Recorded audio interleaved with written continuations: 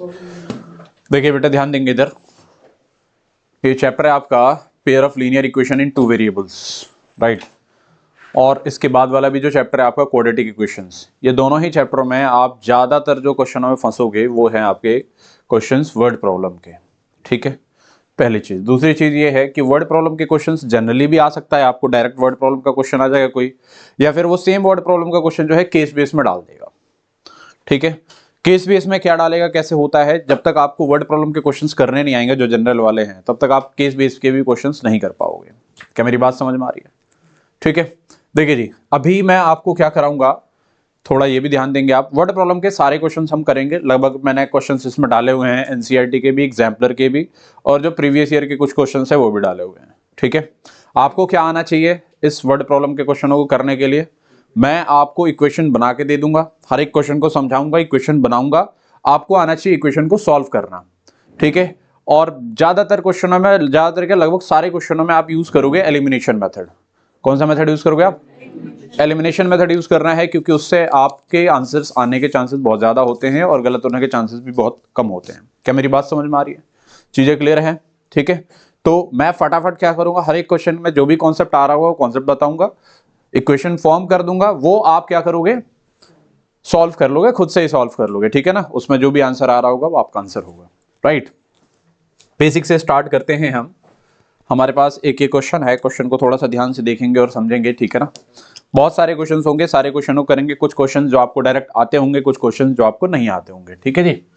देखिए जी, आपके पास ये क्वेश्चन है, क्वेश्चन को थोड़ा सा ध्यान से देखेंगे और समझेंगे। क्या बोला गया है, 10 students of class 10th took part in mathematics quiz. कितने स्टूडेंट है टोटल? 10 है, ठीक है जी। और उन्होंने मैथ्स के क्विज में पार्ट लिया है। If the number of girls is 4 more than the number of boys, number of girls is 4 more than the number of boys, find the number of boys and girls who took part in the quiz। देखिए जी, आप जब question कर रहे होते हैं ना, तो थोड़ा सा आपको कुछ चीजों पर ध्यान देना है, अच्छे तरीके से ध्यान देना है। सुनिए जरा, आपको ना क्या निकालना है वही आपको समझना है, वहीं से आपका क्वेश्चन स्टार्ट होता है। जो आपको निकालने बोलेगा ना, वहीं से आप क्वेश्चन को स्टार्ट करोगे, राइट। जैसे इस क्वेश्चन में इन्होंने बोला है कि find the number of boys and girls, right. या फिर आपसे कुछ भी पूछा जा सकता है कि फाइंड नंबर ऑफ समथिंग, ठीक है। तो जो पूछा जाएगा वही आपको एक्स लेना है और वाई लेना है। जैसे इन्होंने बोला है कि number of boys and number of girls पूछा गया, ठीक है जी। तो आप क्या करोगे, let number of boys be x and number of girls be y. सवाल ये है कि सर हम x क्या खाली बॉयज को ही ले सकते हैं? ऐसा बिल्कुल नहीं है, आप x बॉयज को ले लो, गर्ल्स को ले लो, आपकी मर्जी है, ठीक है। अच्छा जी, तो ये जो चीज है ना, प्रेजेंटेशन भी आपका पेपर में ऐसी होना चाहिए, चीजों को अच्छी तरीके से आपको लिखना आना चाहिए, राइट। तो नंबर ऑफ बॉयज आपने मान लिया x और नंबर ऑफ गर्ल्स मान लिया आपने y, ठीक है। अब यहां पर क्योंकि पेयर ऑफ लीनियर इक्वेशन का है, तो अकॉर्डिंग टू क्वेश्चन यहां पर लिख देंगे हम फर्स्ट जो कंडीशन है ना, इसमें पहली कंडीशन क्या है। सबसे पहले तो ये समझो कि बॉयज और गर्ल्स x और y है, और टोटल स्टूडेंट कितने हैं आपके? 10। तो यहां से जो पहली इक्वेशन आ जाएगी वो क्या आ जाएगी जी, x plus y is equal to 10। This is your first equation, ठीक है जी। अब हम क्वेश्चन के हिसाब से सेकंड जो केस आएगा हमारा, वो क्या आएगा वो समझिए। इन्होंने ये बोला है कि if the number of girls is 4 more than the number of boys, ठीक है जी। तो number of girls is 4 more than number of boys. Number of boys अगर आपका x है तो उससे 4 ज्यादा है नंबर ऑफ गर्ल्स। देखो ऐसा समझो, number of girls is 4 more than number of boys.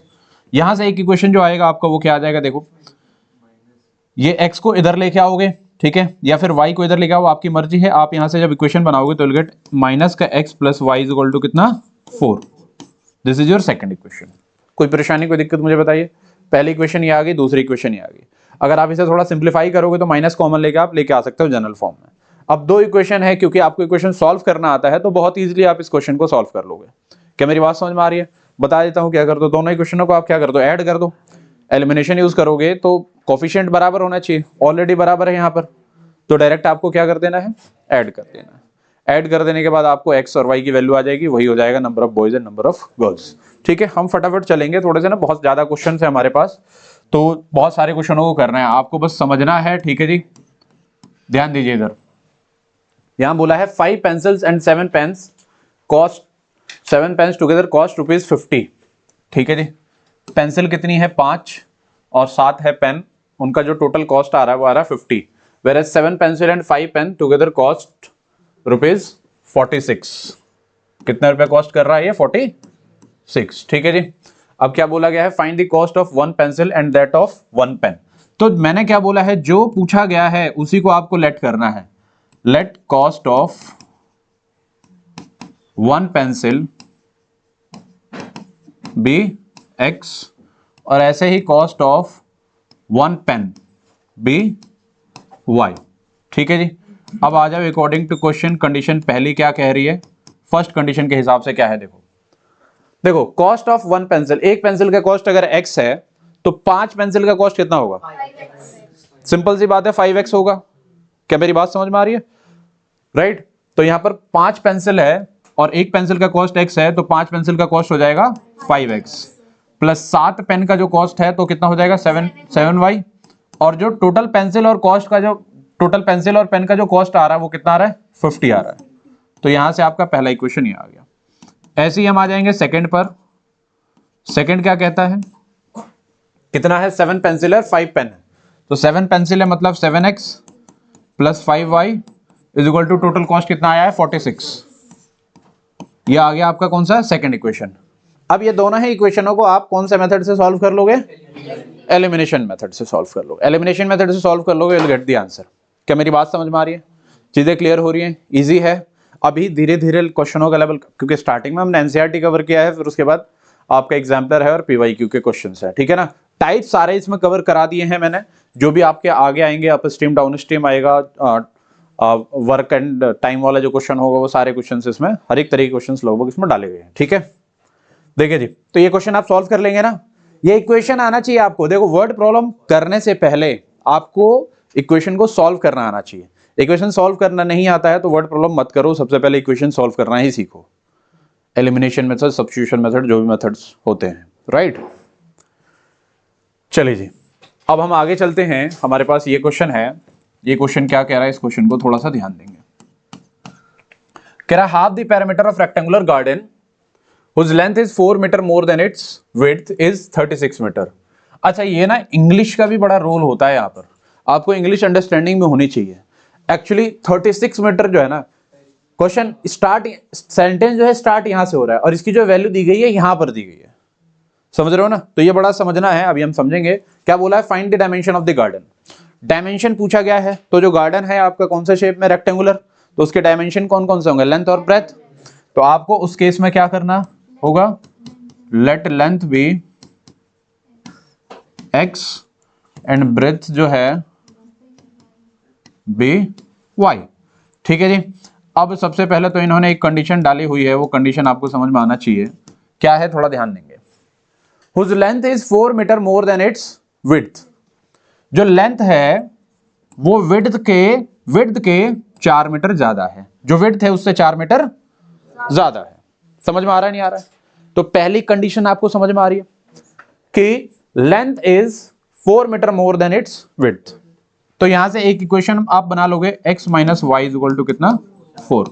Equation हमेशा आप किस फॉर्म में बनाते हो? देखो ध्यान देना, इक्वेशन आप कोशिश ये करो कि हमेशा आपका x plus b y is equal to c के फॉर्म में आए। समझ में आ रहा है, नहीं आ रहा? इससे कैलकुलेशन, जो एलिमिनेशन मेथड लगाओगे ना, वो आपके लिए बहुत ईजी होगा। क्या मेरी बात समझ में आ रही है? अच्छा जी, तो पहली कंडीशन तो आपकी ये होगी। अब हम आ जाते हैं सेकंड कंडीशन के हिसाब से। सेकंड कंडीशन जो स्टेटमेंट में क्या बोला गया है? बोला half the parameter of rectangular garden is 36 metre. बीच में उन्होंने एक और सेंटेंस कॉम्प्लेक्स बनाने के लिए इसको डाल दिया है। समझ में आ रही बात? ऐसे समझो, half the parameter of rectangular garden is 36 metre. जो बीच वाली चीज है वो अलग चीज इसमें डाली गई थी, जो कि ये थी। क्लियर हो गया? तो half the parameter of rectangular garden, तो पैरामीटर ऑफ रेक्टेंगुलर गार्डन का हाफ जो है वो है 36। ऐसे समझो, पैरामीटर ऑफ रेक्टेंगुलर गार्डन जो है उसका हाफ कितना है? 36। अच्छा, पैरामीटर ऑफ रेक्टेंगल क्या होता है जी? 2 इंटू एल प्लस बी, क्योंकि एल और बी आपने क्या माना है? एक्स प्लस वाई माना है। तो एक्स प्लस वाई अपॉन में कितना? 2 इज इक्वल टू 36। यहां से 2 से 2 कैंसिल, ये क्या आ जाएगा आपका? X plus y is equal to 36। ये आपका कौन सा इक्वेशन आ जाएगा? सेकंड इक्वेशन है। अच्छा मैंने ये चीज यहाँ पर मेंशन करी है, ऐसा करने में कोई दिक्कत नहीं है आपको। आप ये जो बोला जाए जो भी चीजें जैसे एरिया का हाफ या एरिया का ट्वाइस ऐसे करके कुछ भी बोला जाए तो आप यहाँ देखो पैरामीटर का हाफ था ना, तो पैरामीटर को हमने पी ले लिया, पी अपॉन में कितना हो गया 2। पैरामीटर रेक्टेंगल क्या होता है 2 × l + b 2 × x + y, 2 से 2 कट गया, आपका सॉल्व हो जाएगा। क्या मेरी बात समझ में आ रही है? इस तरीके की अगर चीजें डालने के लिए आ जाए तो ऐसा डरना नहीं है। Is it right? हम ना क्वाड्रेटिक इक्वेशन में भी देखेंगे ऐसे बहुत सारी चीजें हो रही होंगी। इक्वेशन तो सॉल्व हो जाएगा। एलिमिनेशन मेथड बेस्ट है। आपको हर एक क्वेश्चन का देखो ध्यान से सुनो, हर एक क्वेश्चन का आपको सॉल्यूशन जो है ना मतलब कर लेना है, राइट? अभी अगर नहीं कर पा रहे तो आप बाद में भी कर सकते हो, इसे कोई इशू नहीं है। ठीक है जी, आपको अभी जो है वो कॉन्सेप्ट समझना है कि चल क्या रहा है, चीजें लगा कैसे रहे हम, कैसे कैसे उसको सॉल्व कर रहे हैं। ठीक है, चलिए जी आगे है हमारे पास क्वेश्चंस। ये जो क्वेश्चंस हैं ये नंबर्स पर बेस्ड क्वेश्चंस हैं, basic number. The difference between two numbers is 26 and one number is 3 times the other, find them. ठीक है जी, तो यहां पर नंबरों की बात चल रही है, तो नंबर कितने हैं यहाँ पर? 2 नंबर है, राइट? तो अच्छा 2 होंगे तो एक लार्जर और एक स्मॉलर होगा, यही होगा ना। 2 नंबर है तो कोई एक छोटा होगा और कोई एक क्या होगा आपका बड़ा होगा, राइट? तो लेट कर लूंगा मैं लार्जर नंबर बी x और स्मॉलर नंबर बी y। ठीक है, अब आ जाओ according to question first condition के हिसाब से क्या है। इन्होंने बोला है the difference between two number is 26, तो लार्जर में से स्मॉलर ही 26 होगा ना, क्योंकि पॉजिटिव 26 है, तो बड़े में से आप छोटे को क्या करोगे माइनस करोगे, तो क्या आएगा आपका 26। ठीक है जी, अब इसका सेकंड कंडीशन देखो, यहां पर छोटा और बड़ा जो है ना ये भी रोल है आपका, ध्यान से समझना। अगर किसी बच्चे ने यहां पर स्मॉलर नंबर को x ले लिया और लार्जर को y ले लिया तो उस समय x - y नहीं होगा, क्या होगा y - x होगा, ये ध्यान रखना है आपको, राइट? अच्छा जी, अकॉर्डिंग टू सेकंड क्वेश्चन क्या बोला है कि one number is 3 times the other.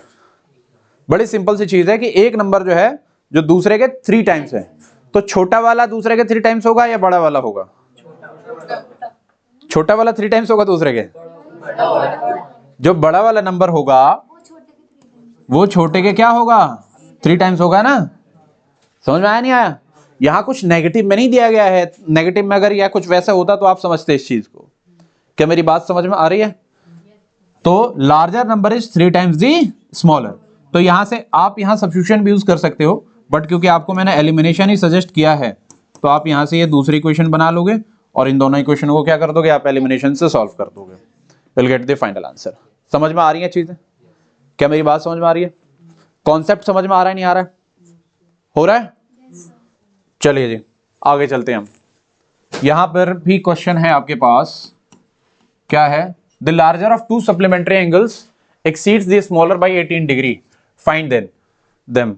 देखो सप्लीमेंट्री एंगल, कॉम्प्लीमेंट्री एंगल, ये कौन से एंगल होते हैं, क्या होता है, इसको पहले समझना पड़ेगा आपको।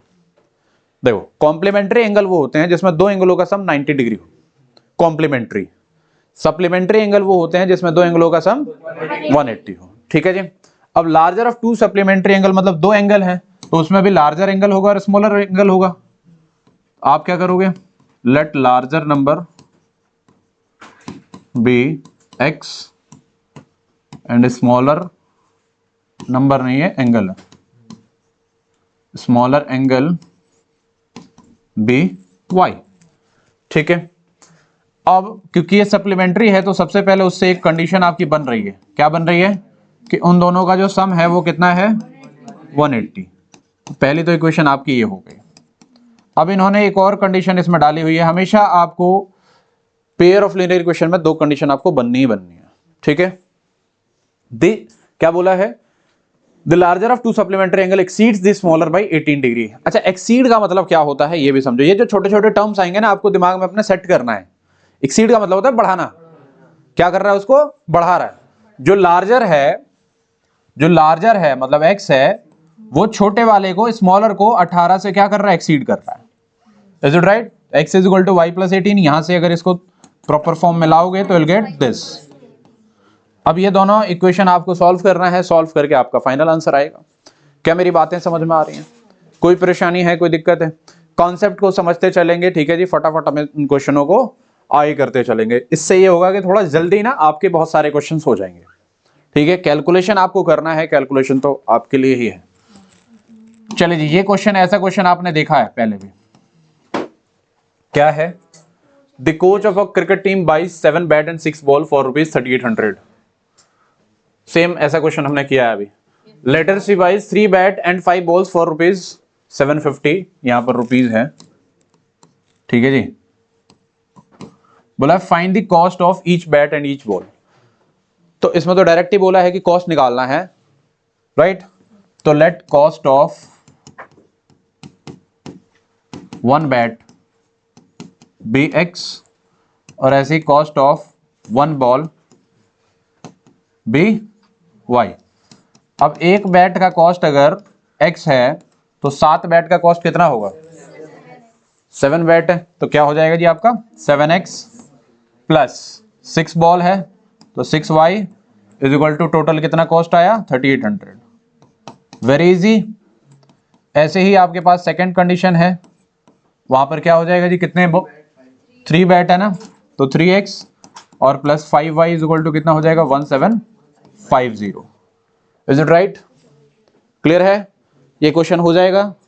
एलिमिनेशन मेथड, हाँ जी सर अगर बीच में वहां पे माइनस का साइन हो तो हमें नीचे माइनस का साइन लगाने की जरूरत नहीं है ना, कि अगर बीच में ही कट रहा हो। जैसे सर, जैसे एक इक्वेशन हो x + y = 180 और उसमें था x - y = 280, तो हम y को डायरेक्ट काट सकते हैं ना। आप यहाँ पर एलिमिनेशन पूछ रहे हो मेरे से कि सर एलिमिनेशन मेथड कैसे होंगे। मैंने आपको पहले ही बताया था बेटा जी कि आप जब वर्ड प्रॉब्लम करते हो तो आपके एलिमिनेशन मेथड, सब्स्टिट्यूशन मेथड, इनके डाउट्स क्लियर रहने चाहिए, इनके कोई डाउट नहीं होने चाहिए। जैसे ये क्वेश्चन है, ये है ना, ठीक है, कैसे करेंगे सॉल्व इसको? देखो, एलिमिनेशन के लिए क्या होना चाहिए, इनके कोफिशिएंट्स इक्वल होना चाहिए, और अगर साइन डिफरेंट होता है तो डायरेक्ट आप क्या कर दोगे, ऐड कर दोगे। समझ में आ रही है बातें मैं क्या बोलता हूं?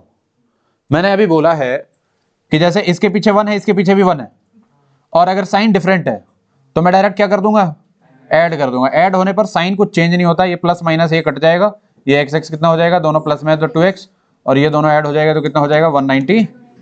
अब यहां से x की वैल्यू आ जाएगी। क्या मेरी बात समझ में आ रही है?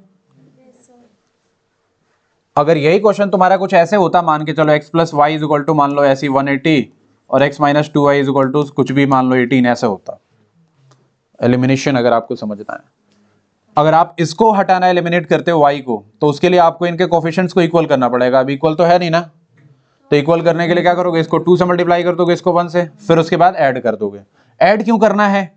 क्योंकि इन दोनों का साइन क्या है, डिफरेंट है। अगर दोनों का साइन सेम होता है, जैसे मान लो यहाँ पर x और x का साइन सेम है और वैल्यू भी क्या है, सेम है, तो हम इसमें क्या कर देंगे, सब्ट्रैक्ट कर देंगे। क्या कर देंगे हम इसके इसमें?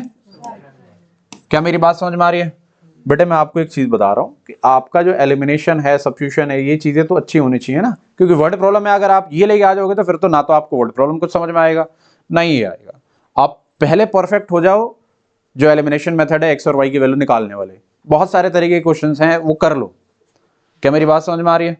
क्योंकि फिर आपने अगर ये बना लिया फिर उसके बाद आपको ये सॉल्व करना नहीं आया तो कोई फायदा नहीं है। समझ रहे हो? देखो जी, ये एक इंपॉर्टेंट क्वेश्चन है, ये क्वेश्चन आपके पास काफी इंपॉर्टेंट है।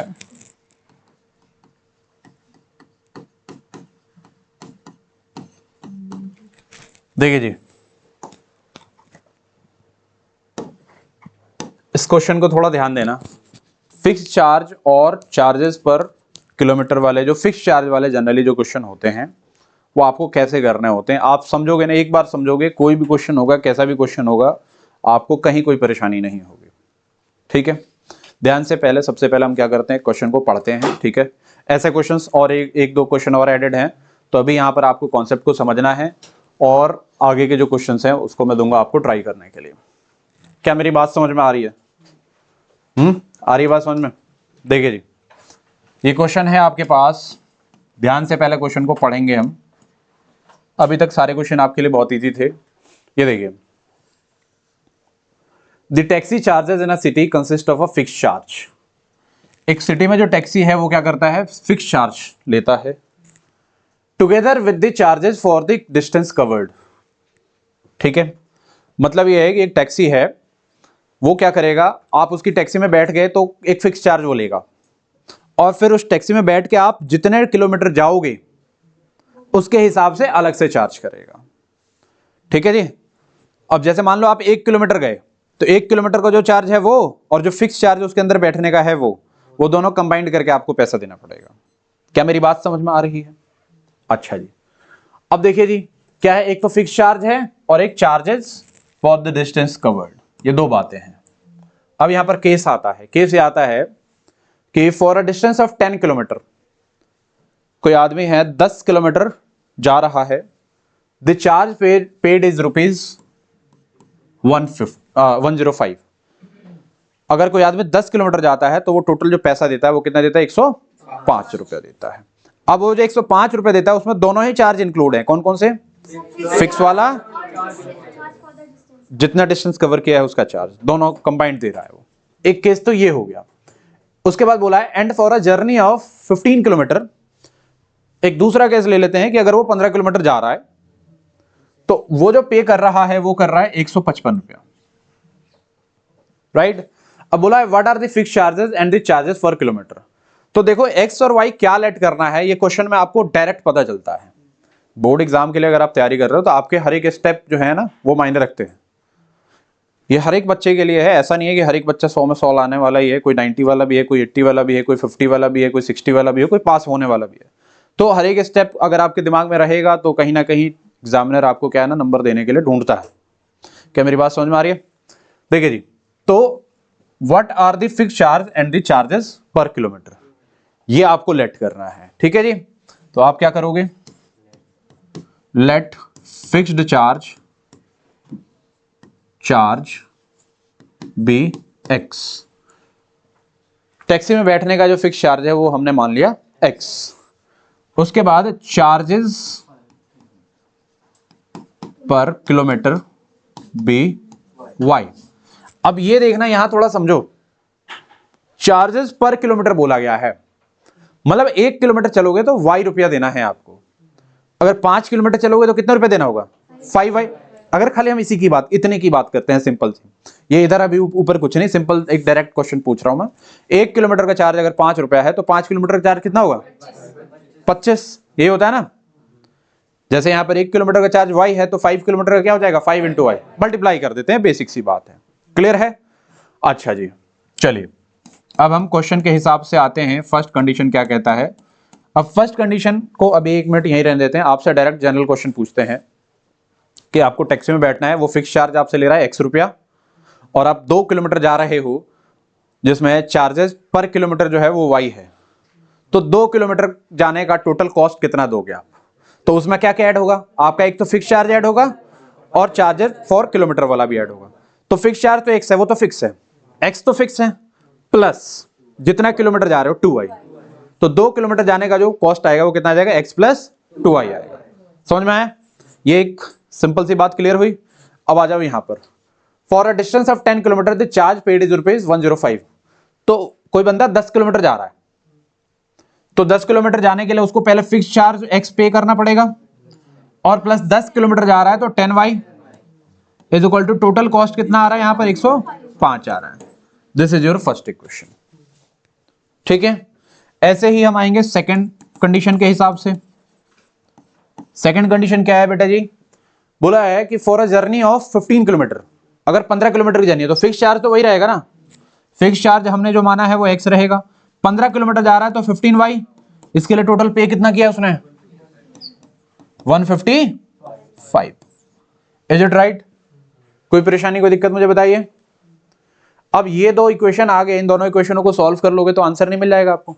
देखो क्योंकि x और x का कोफिशिएंट सेम है तो डायरेक्ट क्या कर दोगे, और साइन सेम ही है तो सब्ट्रैक्ट कर देंगे। क्या कर देंगे हम? क्या मेरी बात समझ में आ रही है? यहां से वैल्यू आ गई, x और y की वैल्यू आ जाएगी तो फिक्स चार्ज मिल जाएगा और चार्जेस पर किलोमीटर भी आ जाएगा। समझ में आया? कोई परेशानी? अच्छा जी, अब इन्होंने कुछ और पूछा हुआ है इसमें। क्या पूछा हुआ है? How much does a person have to pay for travelling a distance of 25 kilometre. कितना? 25 किलोमीटर। ठीक है जी। तो जो टोटल अमाउंट होता है, टोटल अमाउंट यहां पर जो आएगा वो क्या आएगा? फिक्स चार्ज प्लस कितना किलोमीटर जा रहा है, 25 किलोमीटर जा रहा है, तो 25 इंटू वाई। जो एक्स और वाई की वैल्यू आपने निकाली होगी यहां से सॉल्व करके, वो यहां डाल दोगे, आपको टोटल अमाउंट मिल जाएगा। 255 बता रहे हो। जब आप इसे सॉल्व करोगे एक्स और वाई की वैल्यू जो आएगी उसके हिसाब से इसका जो आंसर आएगा वो कितना आ जाएगा, 255 रुपीज। Is it clear? तो फिक्स चार्जेस पर किलोमीटर वाले क्वेश्चन समझ में आ गए। ऐसी लाइब्रेरी के क्वेश्चन होंगे आगे, हमको देखना है कि लाइब्रेरी में फिक्स चार्ज है कुछ, और अगर बुक इशू कराते हैं तो उसको 1 दिन रखते हैं या 2 दिन, चार्जेस फॉर अ डे जो होगा पर डे के हिसाब से होगा, ठीक है। तो ऐसे वाले क्वेश्चंस भी होंगे, राइट। चले जी आगे चलते हैं हम।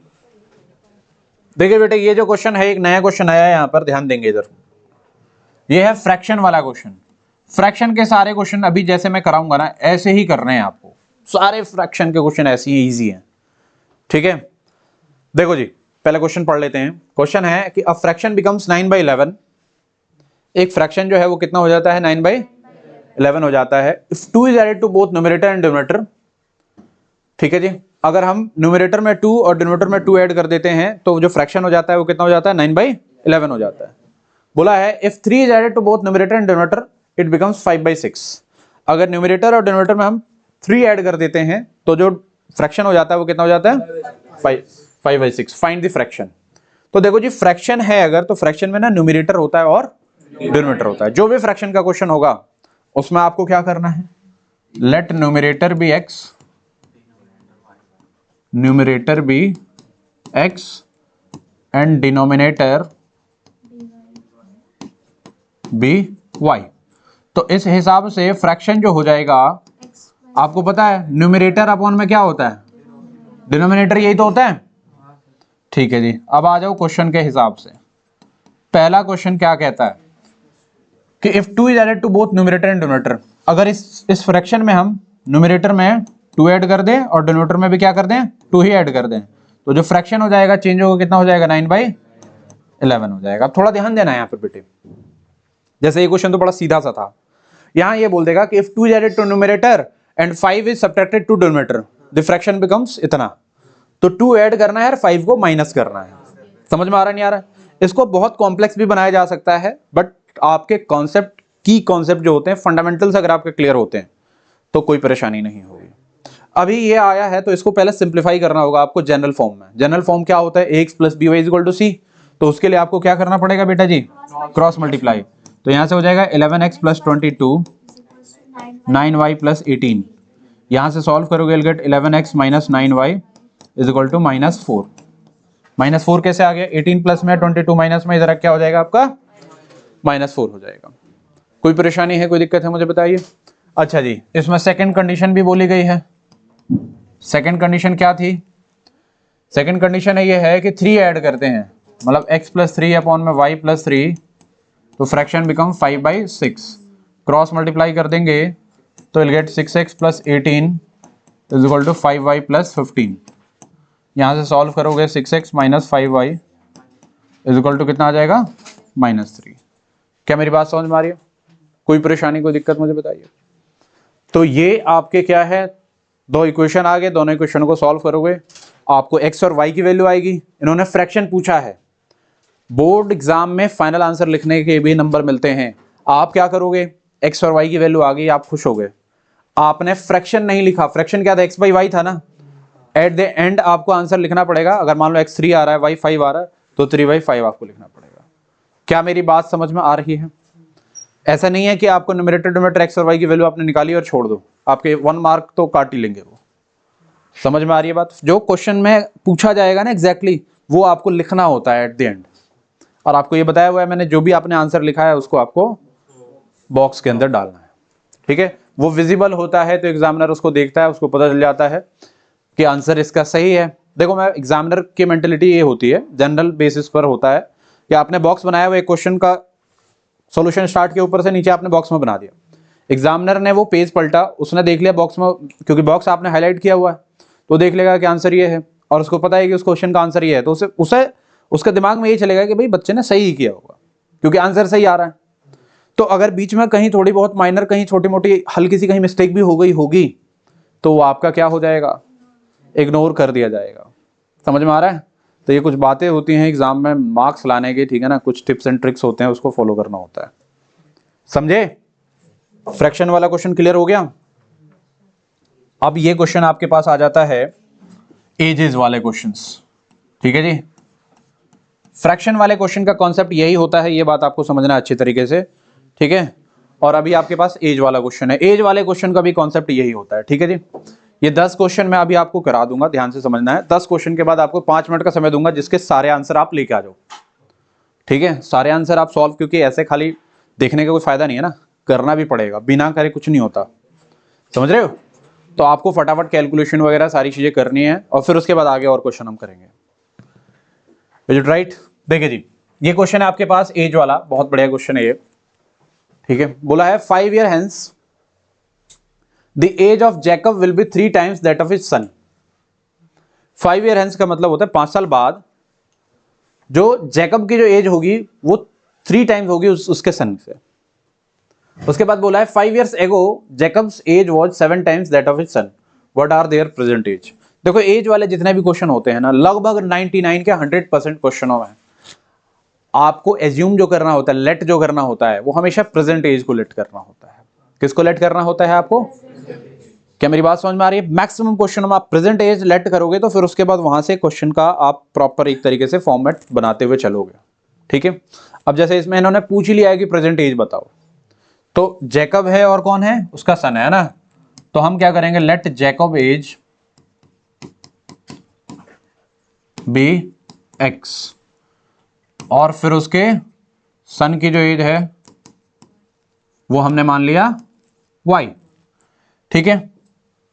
अब पहली जो कंडीशन है, अच्छा जैकब एज नहीं, आपको प्रेजेंट एज लिखना पड़ेगा ना इसमें, ठीक है जी।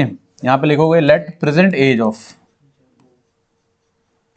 लेट प्रेजेंट जैकब्स एज भी ये, ठीक है जी।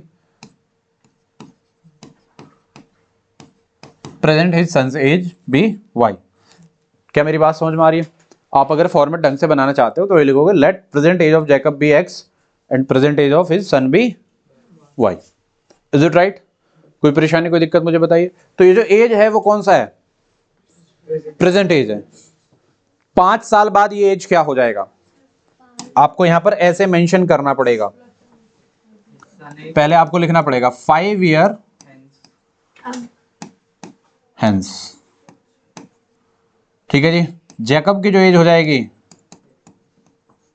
वो कितनी हो जाएगी? देखो अभी अगर x है तो 5 साल बाद कितनी हो जाएगी? सर 3x 3 कहां से आ गया भाई? आप रटते क्यों हो? समझ में नहीं आती मुझे बात। आपको प्रॉपर एक फॉर्मेट से करना है ना। 3x कहां से आ गया? हम तो अभी बात कर रहे हैं कि 5 साल बाद जैकब की एज क्या होगी। सिंपल सी बात है, अगर अभी जैकब की एज 20 साल है तो 5 साल बाद कितनी होगी? 25 साल। तो अभी अगर x है तो 5 साल बाद जुड़ेगा ही, ऐड होगा ना, तो क्या हो जाएगा? x plus. सॉल्यूशन बता रहे हो वो भी कहीं का कहीं।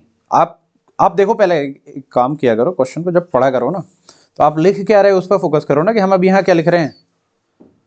आ रही बात में? ऐसा नहीं कि मतलब हमने जो कहीं देखा है या कहीं कभी किया है वही हमने डायरेक्ट वहीं छाप दिया, कहीं भी कुछ भी नहीं लिख सकते ना आप। तो जैकब की एज होगी x+5, सन की एज अगर अभी उसकी y है तो 5 साल बाद कितनी हो जाएगी? अब जो तुम कह रहे थे कि 3 या जो भी है वो यहां आएगा ना। ये स्टेप्स है, प्रॉपर स्टेप है, इनको फॉलो करना होता है। क्या बोला गया है? बोला गया है कि 5 साल बाद the age of Jacob will be 3 times that of his son. क्या मेरी बात समझ में आ रही है? तो ये जो आप इस चीज को समझोगे तो प्रॉपर तरीके से फॉर्मेट में लाने के बाद करना होता है। ये 5 साल बाद जैकब की एज है। अब उन्होंने बोला है कि 5 साल बाद जो जैकब की एज है वो 3 टाइम्स दैट ऑफ हिज सन।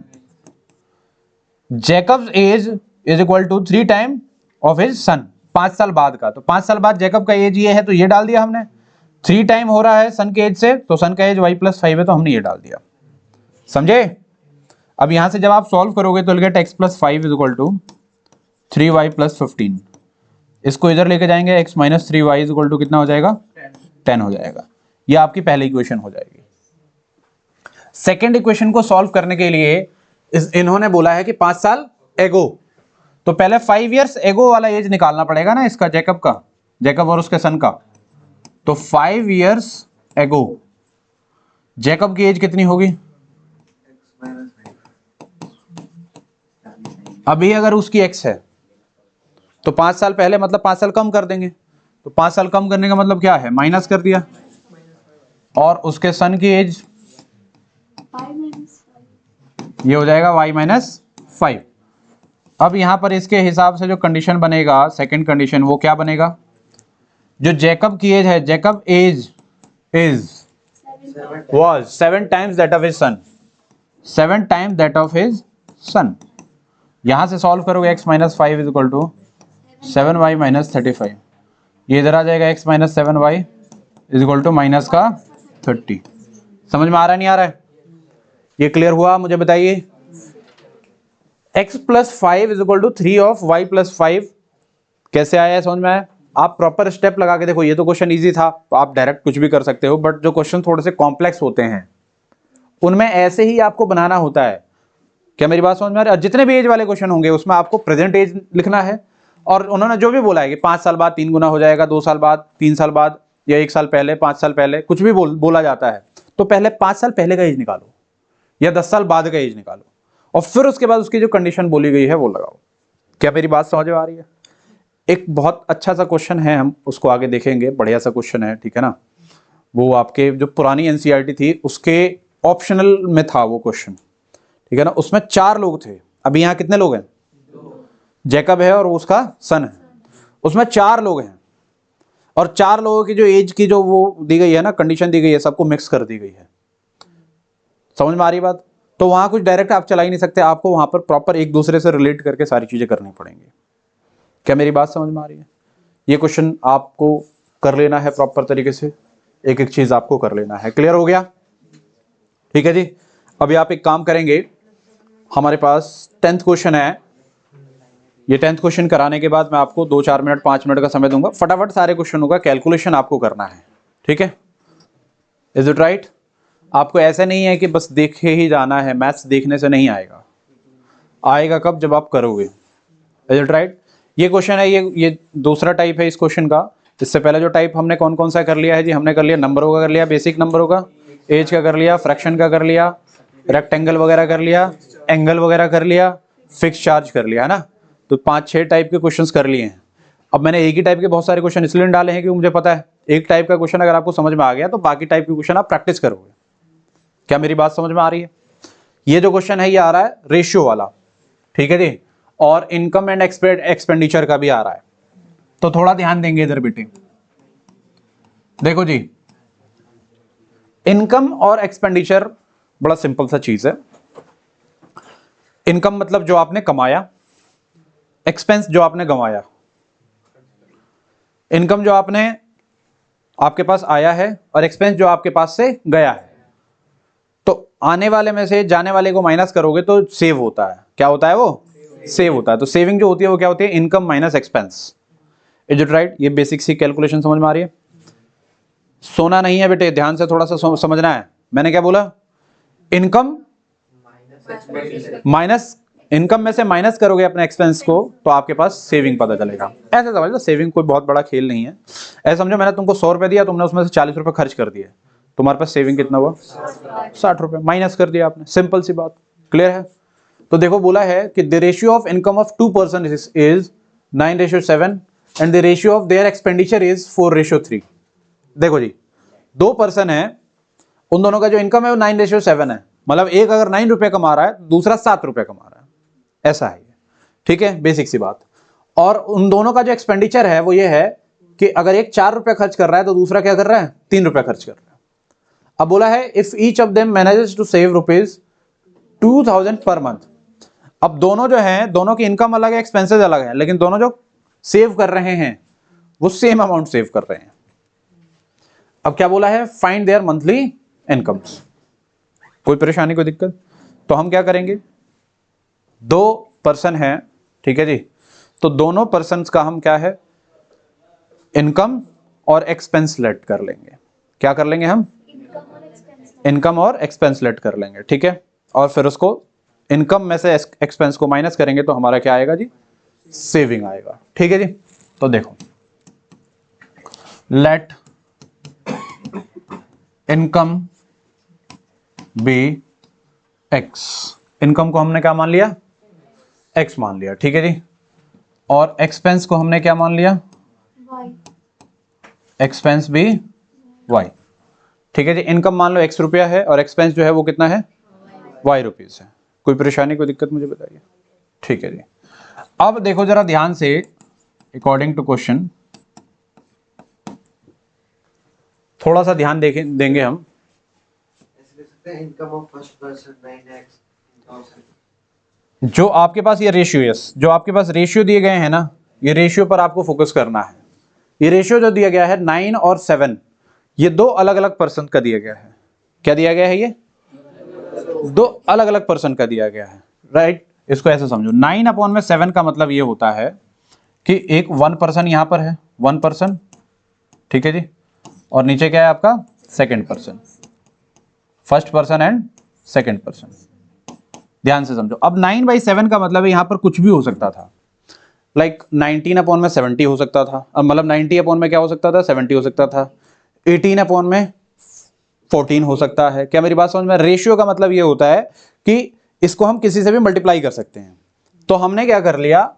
हमने ऐसा कर लिया कि 1 पर्सन और सेकंड पर्सन है, इनके रेशियो को हमने 9x में क्या कर लिया? 7x कर लिया। और क्योंकि ये क्या है जी? इनकम है। क्या है ये? इनकम है। तो आप इसे ऐसे कर सकते हैं, ठीक है। इनकम एंड एक्सपेंस अलग अलग ना करके आप ये कर सकते हैं कि इनकम ऑफ 1 पर्सन और सेकंड पर्सन जो है वो क्या है? 9x/7x, ठीक है जी। और इन दोनों का ही अगर एक्सपेंस की बात करें, किसकी? एक्सपेंस की बात करेंगे, तो 1 पर्सन का जो एक्सपेंस है, मतलब 1 कह रहा हूं, फर्स्ट पर्सन, और नीचे क्या हो जाएगा आपका? Second person. वो क्या हो जाएगा? ध्यान दो, जो एक्सपेंस है फर्स्ट पर्सन का वो है 4x और दूसरे का जो है वो क्या है? 3x। हमने यहाँ x लिया है ना, तो यहां पर y हो जाएगा। बिल्कुल सही है। यहां पर क्या हो जाएगा? y, क्योंकि x तो हमने इसका लिया हुआ है, राइट। तो इनकम आपको क्लियर हो गया, एक्सपेंस आपको दोनों का क्लियर हो गया। अब फर्स्ट पर्सन के इनकम में से फर्स्ट पर्सन के एक्सपेंस को माइनस करेंगे तो हमको क्या आएगा? सेविंग आएगा। अब मैंने आपको ऐसे टेबल से इसलिए बनाया हुआ है क्योंकि यहाँ ये समझना जरूरी है, इधर ध्यान दो। इन्होंने जो रेशियो लिखा हुआ है ना, तो यहाँ पर x के जगह पर कुछ भी हो सकता है, लाइक 18/14 हो सकता है, 27/21 हो सकता है, कुछ भी हो सकता है। तो इसलिए हमने इनको x लिया हुआ है, ठीक है। अगर आप इसे प्रॉपर फॉर्मेट में लाना चाहोगे तो आप इसे कैसे लिखोगे? इस तरीके से लिखना पड़ेगा कि लेट इनकम ऑफ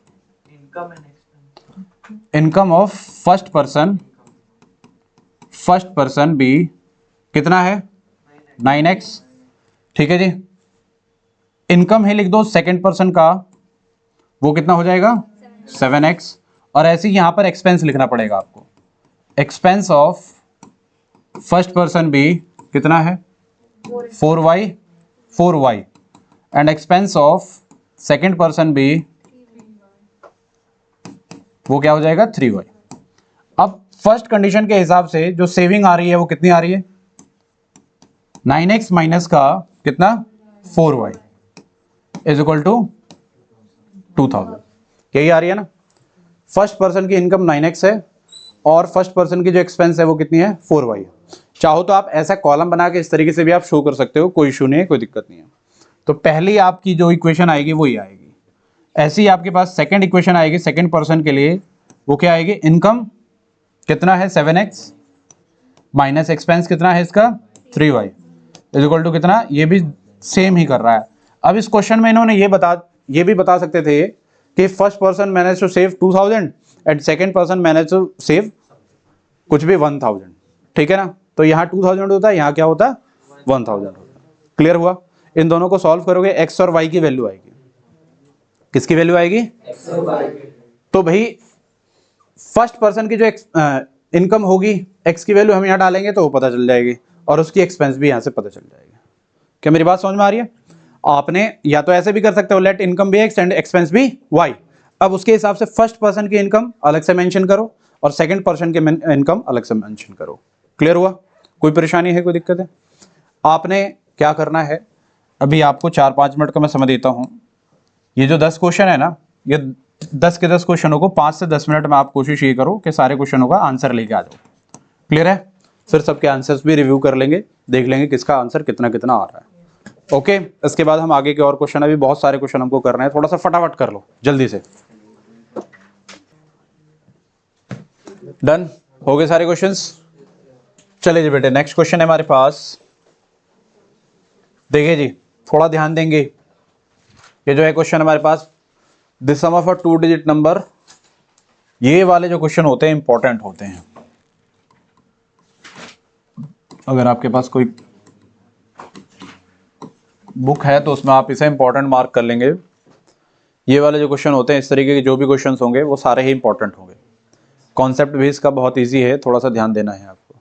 ठीक है, देखिए जी क्या बोला गया है। बोला है the sum of a 2 digit number the sum of a 2 digit number and the number obtained by reversing the digits is 66। ठीक है, उसके बाद बोला है if the digits of the number differ by 2 find the number। उसके बाद बोला है how many such numbers are there। ठीक है जी, ध्यान दीजिए, क्वेश्चन को थोड़ा सा ध्यान से देखेंगे। एक बार में आपको समझ में नहीं आएगा, दूसरी बार पढ़ेंगे, दूसरी बार नहीं आएगा, तीसरी बार पढ़ेंगे। ठीक है, देखिए इधर यहां पर बात हो रही है 2 डिजिट नंबर्स की। कितने डिजिट नंबर्स की बात हो रही है? 2 डिजिट नंबर्स की बात हो रही है। तो एक डिजिट होता है यूनिट डिजिट और दूसरा कौन सा होता है आपका? Tens digit. ध्यान से देखना है, आराम से देखना है, समझ में आएगा बढ़िया तरीके से, कोई समस्या नहीं होगी। और ऐसे जो भी क्वेश्चंस होंगे वो आप कर पाओगे जब एक बार आप कॉन्सेप्ट समझ लोगे। तो क्या कह रहा है? कह रहा है कि 2 डिजिट नंबर है। ठीक है जी, तो हमने ये बताया कि कोई भी 2 डिजिट नंबर बताना आप, कोई भी, यानी थोड़ा पहले हम अलग से कुछ चीजों को समझेंगे, फिर उसके बाद हम क्वेश्चन को सॉल्व करने में जाएंगे। हाँ, 92 आपने बोला है। ठीक है जी, या ऐसे समझ लेते हैं, हमारे पास एक नंबर है, सपोज करो 75। सही है, कोई परेशानी, कोई दिक्कत? अब बेटा जी ये जो 75 है, तो ये वाला जो है ये क्या है आपका? Unit digit. और ये या वंस डिजिट भी समझ सकते हो। ठीक है, जो ये वाला है ये कौन सा है? सही है, कोई परेशानी, कोई दिक्कत? यहां ध्यान दीजिए, अब यहां पर कॉन्सेप्ट समझना है आपको और अच्छे तरीके से। देखो हम क्या करते हैं, आपने क्लास 7th में सीखा होगा या 6th में, क्या सीखा है आपने? क्या सीखा है आपने? देख रहे हो ना, आपने ये सीखा है कि यूनिट डिजिट को आप किससे मल्टीप्लाई करोगे? 1 से। यूनिट डिजिट को आप हमेशा किससे मल्टीप्लाई करते हो? 1 से। प्लस में जो टेंस डिजिट होता है ना, उसको हम हमेशा किससे मल्टीप्लाई करते हैं? 10 से मल्टीप्लाई करते हैं। तो इसका जो ब्रेक होगा वो कुछ ऐसा होगा, क्या? जो टेंस डिजिट है उसको हमने 10 से मल्टीप्लाई किया, तो 7 × 10 + 5 × 1। जब इसे आप सॉल्व करोगे तो सॉल्व करने के बाद यही आएगा। कैसे? 70 + 5 = कितना? 75। Is it right? कोई परेशानी, कोई दिक्कत मुझे बताइए। अभी थोड़ा सा आपको ये समझना ये है कि अगर 75 है तो ब्रेक आपने कैसे किया है। टेंस को आप हमेशा 10 से मल्टीप्लाई करोगे और यूनिट को हमेशा आप 1 से मल्टीप्लाई करोगे, और बीच में हम क्या देंगे? प्लस देंगे। ये समझ में आ गया? ये बेसिक सी बात समझ में आ रही है। अब यहां पर वही बोला है कि sum of 2 digit number and the number obtained by reversing the digits is 66। तो 2 डिजिट के नंबर है तो उसमें एक यूनिट डिजिट होगा और एक क्या होगा? Tens digit. तो मैं क्या करूंगा? उन्हें लेट करूंगा। क्या करूंगा? मैं उनको लेट करूंगा। देखिए जी, सबसे पहले मैं क्या लिखूंगा? Let unit digit be x और tens digit be y।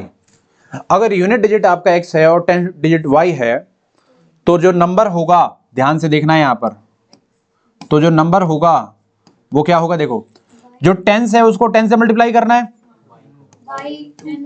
10y, y into 10 क्या हो जाएगा? 10y, प्लस यूनिट को 1 से करना होगा, तो 1 से करोगे तो यही रहेगा। तो जो नंबर हो जाएगा बेटा जी वो क्या हो जाएगा? 10y + x हो जाएगा। समझ में आ रहा है, नहीं आ रहा है? क्या ये बात समझ में आ रही है? अगर आपने यूनिट डिजिट को y माना होता और टेंस डिजिट को x माना होता, तो उस समय क्या होता? 10x + y होता। मतलब टेंस डिजिट को 10 से मल्टीप्लाई करो और यूनिट को 1 से मल्टीप्लाई करो और प्लस कर दो, तो नंबर आ जाएगा आपका। नंबर आ गया। अब आइए जी, जरा क्वेश्चन में जो कंडीशंस हैं वो कौन कौन सी हैं, सबसे पहले पहली कंडीशन हम देखेंगे और फिर उसके बाद हम सेकंड कंडीशन देखेंगे। देखिए जी, बोला है कि the sum of a 2 digit number and the number obtained by reversing the digits is 66। तो ध्यान दीजिए यहां पर ना कुछ चीजें स्प्लिट होके आपको समझनी है। सम किसका किसका, 2 डिजिट नंबर का, हाँ जी, सम किसका किसका देखना है आपको, 2 डिजिट नंबर का सम देखना है, और वो नंबर जो रिवर्स होगा डिजिट, एक नंबर जो कि कोई भी आपका 2 डिजिट नंबर है और फिर इसके डिजिट को अगर हमने रिवर्स कर दिया है तो वो दूसरा नंबर आएगा। जैसे एक नंबर 75 है और दूसरा इसके डिजिट को रिवर्स करोगे तो कितना आएगा, 57। तो ये नंबर और ये नंबर, इन दोनों नंबरों का जो सम है वो कुछ दिया हुआ है, जैसे यहां पर ये दिया हुआ है। तो हमें क्या है, हमें वो नंबर तो पता चल गया, क्या हमें वो नंबर पता चल गया, कोई परेशानी कोई दिक्कत मुझे बताइए। अब इसके डिजिट को रिवर्स करेंगे तो कौन सा नंबर आएगा ये समझिए। देखिए रिवर्स कैसे करते हैं, टेंस वाले को यूनिट पे लेके चले जाएंगे और यूनिट वाले को टेंस पे लेके चले जाएंगे। तो रिवर्सिंग नंबर कौन सा आ जाएगा, यहां पर मैं लिख देता हूं आपके समझने के लिए। रिवर्सिंग जो नंबर आएगा वो क्या आ जाएगा, देखना जरा इसको देख के, x को इधर ले आओ, y को इधर लेके चले जाओ, तो कितना हो जाएगा 10x प्लस y। क्या मेरी बात समझ में आ रही है, इज इट क्लियर। तो इन्होंने बोला है कि 2 digit number and reversing the digits, इन दोनों का जो सम है वो कितना है, 66। क्या मेरी बात समझ में आ रही है। रिवर्सिंग द डिजिट का जो खेल है वो समझ में आया कि डिजिट को हम रिवर्स कैसे कर रहे हैं। x को y की जगह पर लेके चले जाओ, y को x की जगह पर लेके चले जाओ, जहां 10 है वो 10 को रहने दो, जहां 1 है उसको 1 को रहने दो। अब इन्होंने क्या बोला कि सम जो है 2 डिजिट के नंबर का और रिवर्सिंग द डिजिट का वो है कितना, 66। तो इसको हम थोड़ा ऐसा लिख लेंगे, क्या, 10y प्लस x जो नंबर है और जो रिवर्स करने के बाद जो नंबर आ रहा है वो कितना आ रहा है, 10x प्लस y, और इन दोनों का जो सम, क्योंकि सम है तो इसलिए ऐड किया है, दैट इज 66। इसको सॉल्व करोगे get 11x plus 11y is equal to कितना, 66। 11 कॉमन ले लेंगे तो x plus y is equal to कितना, समझ में आया, 11 कॉमन लेके इधर ले आकर डिवाइड में कर देंगे। क्लियर हुआ। अब इसमें होते हैं कि 6 टाइम्स रिवर्सिंग द डिजिट्स, इस तरीके से भी चीजें होती हैं, तो वो भी क्वेश्चंस ऐसे होंगे तो हम देखेंगे, ठीक है जी। अब हम आते हैं इसके सेकंड कंडीशन पर। सेकंड कंडीशन बोला है कि if the digits of the number differ by 2, जो नंबर के जो डिजिट्स हैं उनका जो डिफरेंस है वो कितना है, x minus y is equal to 2। अब यहां पर एक ना कॉन्सेप्ट है, थोड़ा ध्यान देना। इन्होंने ये नहीं बोला है कि यूनिट का टेंस से माइनस करते हैं तो 2 आता है, या टेंस को यूनिट से माइनस करते हैं तो 2 आता है। तो हमको दोनों ही केस लेके चलना है, हमको क्या करना है, दोनों ही केसेस को लेके चलना है, ठीक है जी। ये चीज तो समझ में आ गई ना। अब दोनों ही केस कौन से हो जाएंगे, हमने यूनिट को 10 से मल्टीप्लाई कर दिया तो ये आया, या फिर और क्या हो सकता है, और y minus x is equal to 2 हो सकता है। समझ में आया। तो पहली इक्वेशन ये हो गई, दूसरी इक्वेशन ये हो गई। आप इन दोनों को सॉल्व करोगे तो एक नंबर आएगा, क्या करोगे आप, इन दोनों को सॉल्व करोगे तो एक नंबर आएगा। या फिर ये भी है आपका, ये भी आपका ये सेकंड इक्वेशन ही आप इसको मान के चलोगे, ठीक है जी। तो उस केस में क्या, पहला ये दूसरा ये, इसको सॉल्व करोगे तो यहां से एक दूसरा नंबर आएगा। क्या मेरी बात समझ में आ रही है। तो इन्होंने क्या बोला है कि फाइंड द नंबर, तो नंबर तो हमें मिल जाएगा। इन्होंने एक चीज और पूछी है, क्या पूछी है, how many such numbers are there. तो क्योंकि यहां 2 केस बन रहा है ना, तो 1 और इसका यूज करके एक नंबर बनेगा और इसका यूज करके एक दूसरा नंबर बनेगा। तो टोटल कितने नंबर होंगे आपके पास, 2 होंगे। समझ में आ रहा नहीं आ रहा, हमने ये क्यों लिया, ये समझ में आया। इन्होंने बोला है कि if the digits of the number differ by 2, ये नहीं बोला कि कौन सा वाला डिजिट किससे माइनस करोगे तो 2 आएगा। तो आप यूनिट को 10 से कर लोगे तो एक केस आएगा, 10 को यूनिट से माइनस कर लोगे तो दूसरा केस आएगा। Is it right. तो आप क्या करोगे, इक्वेशन नंबर 1 और इस वाले 2 को सॉल्व करोगे, वहां से एक नंबर आएगा, इसको और इसको यूज करोगे, वहां से दूसरा नंबर आएगा। Is it right. तो नंबर्स आपको मिल गए, कितने नंबर हो सकते हैं, 2 हो सकते हैं। क्लियर हुआ। अगर ये चीज क्लियर हो रही है तो बेटा जी नोट करके प्रॉपर तरीके से पूरा आंसर लेके आएंगे, और फिर उसके बाद इसी पर बेस्ड ये वाला क्वेश्चन है हमारे पास। देखिए जी, ये क्वेश्चन देखिएगा, जरा ध्यान दीजिए, जरा बढ़िया क्वेश्चन है ये, सेम वही कॉन्सेप्ट है। इक्वेशन देख लीजिए, ये क्वेश्चन तो है ही ना आपके पास, ये क्वेश्चन को सॉल्व कर लेना। अब इक्वेशन यहाँ से लिखने का नोट करने का कोई फायदा थोड़ी है। खुद से सॉल्व करो क्वेश्चनों को, समझ के खुद से सॉल्व करके खुद से इक्वेशन बनाओ और सॉल्यूशन भी खुद ही करो, समझे? समझना बहुत ज्यादा जरूरी है। ये क्वेश्चन देखिए, the sum of the digits of a 2 digit number is 9। जो 2 डिजिट के नंबर है उनका जो सम है वो कितना है? तो सम बोला है 9, तो यहां कोई टेंशन वाली बात नहीं है, क्योंकि x प्लस वाई या फिर y प्लस एक्स एक ही बात होता है, राइट? लेकिन डिफरेंस में क्या है, अलग अलग बातें हो जाती हैं। x माइनस वाई अलग चीज हो गया, y माइनस एक्स अलग चीज हो गया। Is it right? आगे देखिए, ऑल्सो 9 टाइम्स दिस नंबर, जो नंबर है उसका 9 टाइम्स जो होगा is twice the number obtained by reversing the order of the digits. ठीक है, फाइंड द नंबर। अब ध्यान से देखो, बड़ा सिंपल है, वही है, let unit digit be x, tens digit जो हो जाएगा वो क्या हो जाएगा? y। तो बेटा जी जो नंबर हो जाएगा वो क्या हो जाएगा? टेंस डिजिट है y, तो 10y प्लस कितना, क्योंकि इसमें भी रिवर्स कर रहा है, ये नंबर को क्या कर रहा है? तो रिवर्सिंग नंबर आप यहां पर अपने रेफरेंस के लिए लिख सकते हो जिससे कंफ्यूजन ना हो। तो रिवर्सिंग नंबर जो हो जाएगा वो क्या हो जाएगा, बताना जरा देख के। ये y को इधर ले जाओ, x को इधर ले आओ, तो कितना हो जाएगा? 10x plus Y. अब इनके जो कंडीशंस दिए गए हैं उन कंडीशंस को हम पहले पढ़ लेते हैं और फिर उसके बाद लिख लेते हैं। फर्स्ट कंडीशन देखिए जी क्या है, ध्यान दीजिए। बोला है कि if the sum of the digits of 2 digit number is 9, sum बोला है 9, तो इन दोनों का सम कितना हो जाएगा? x plus y is equal to 9। ये तो पहला कंडीशन बहुत ईजी है। आइए सेकंड में आते हैं।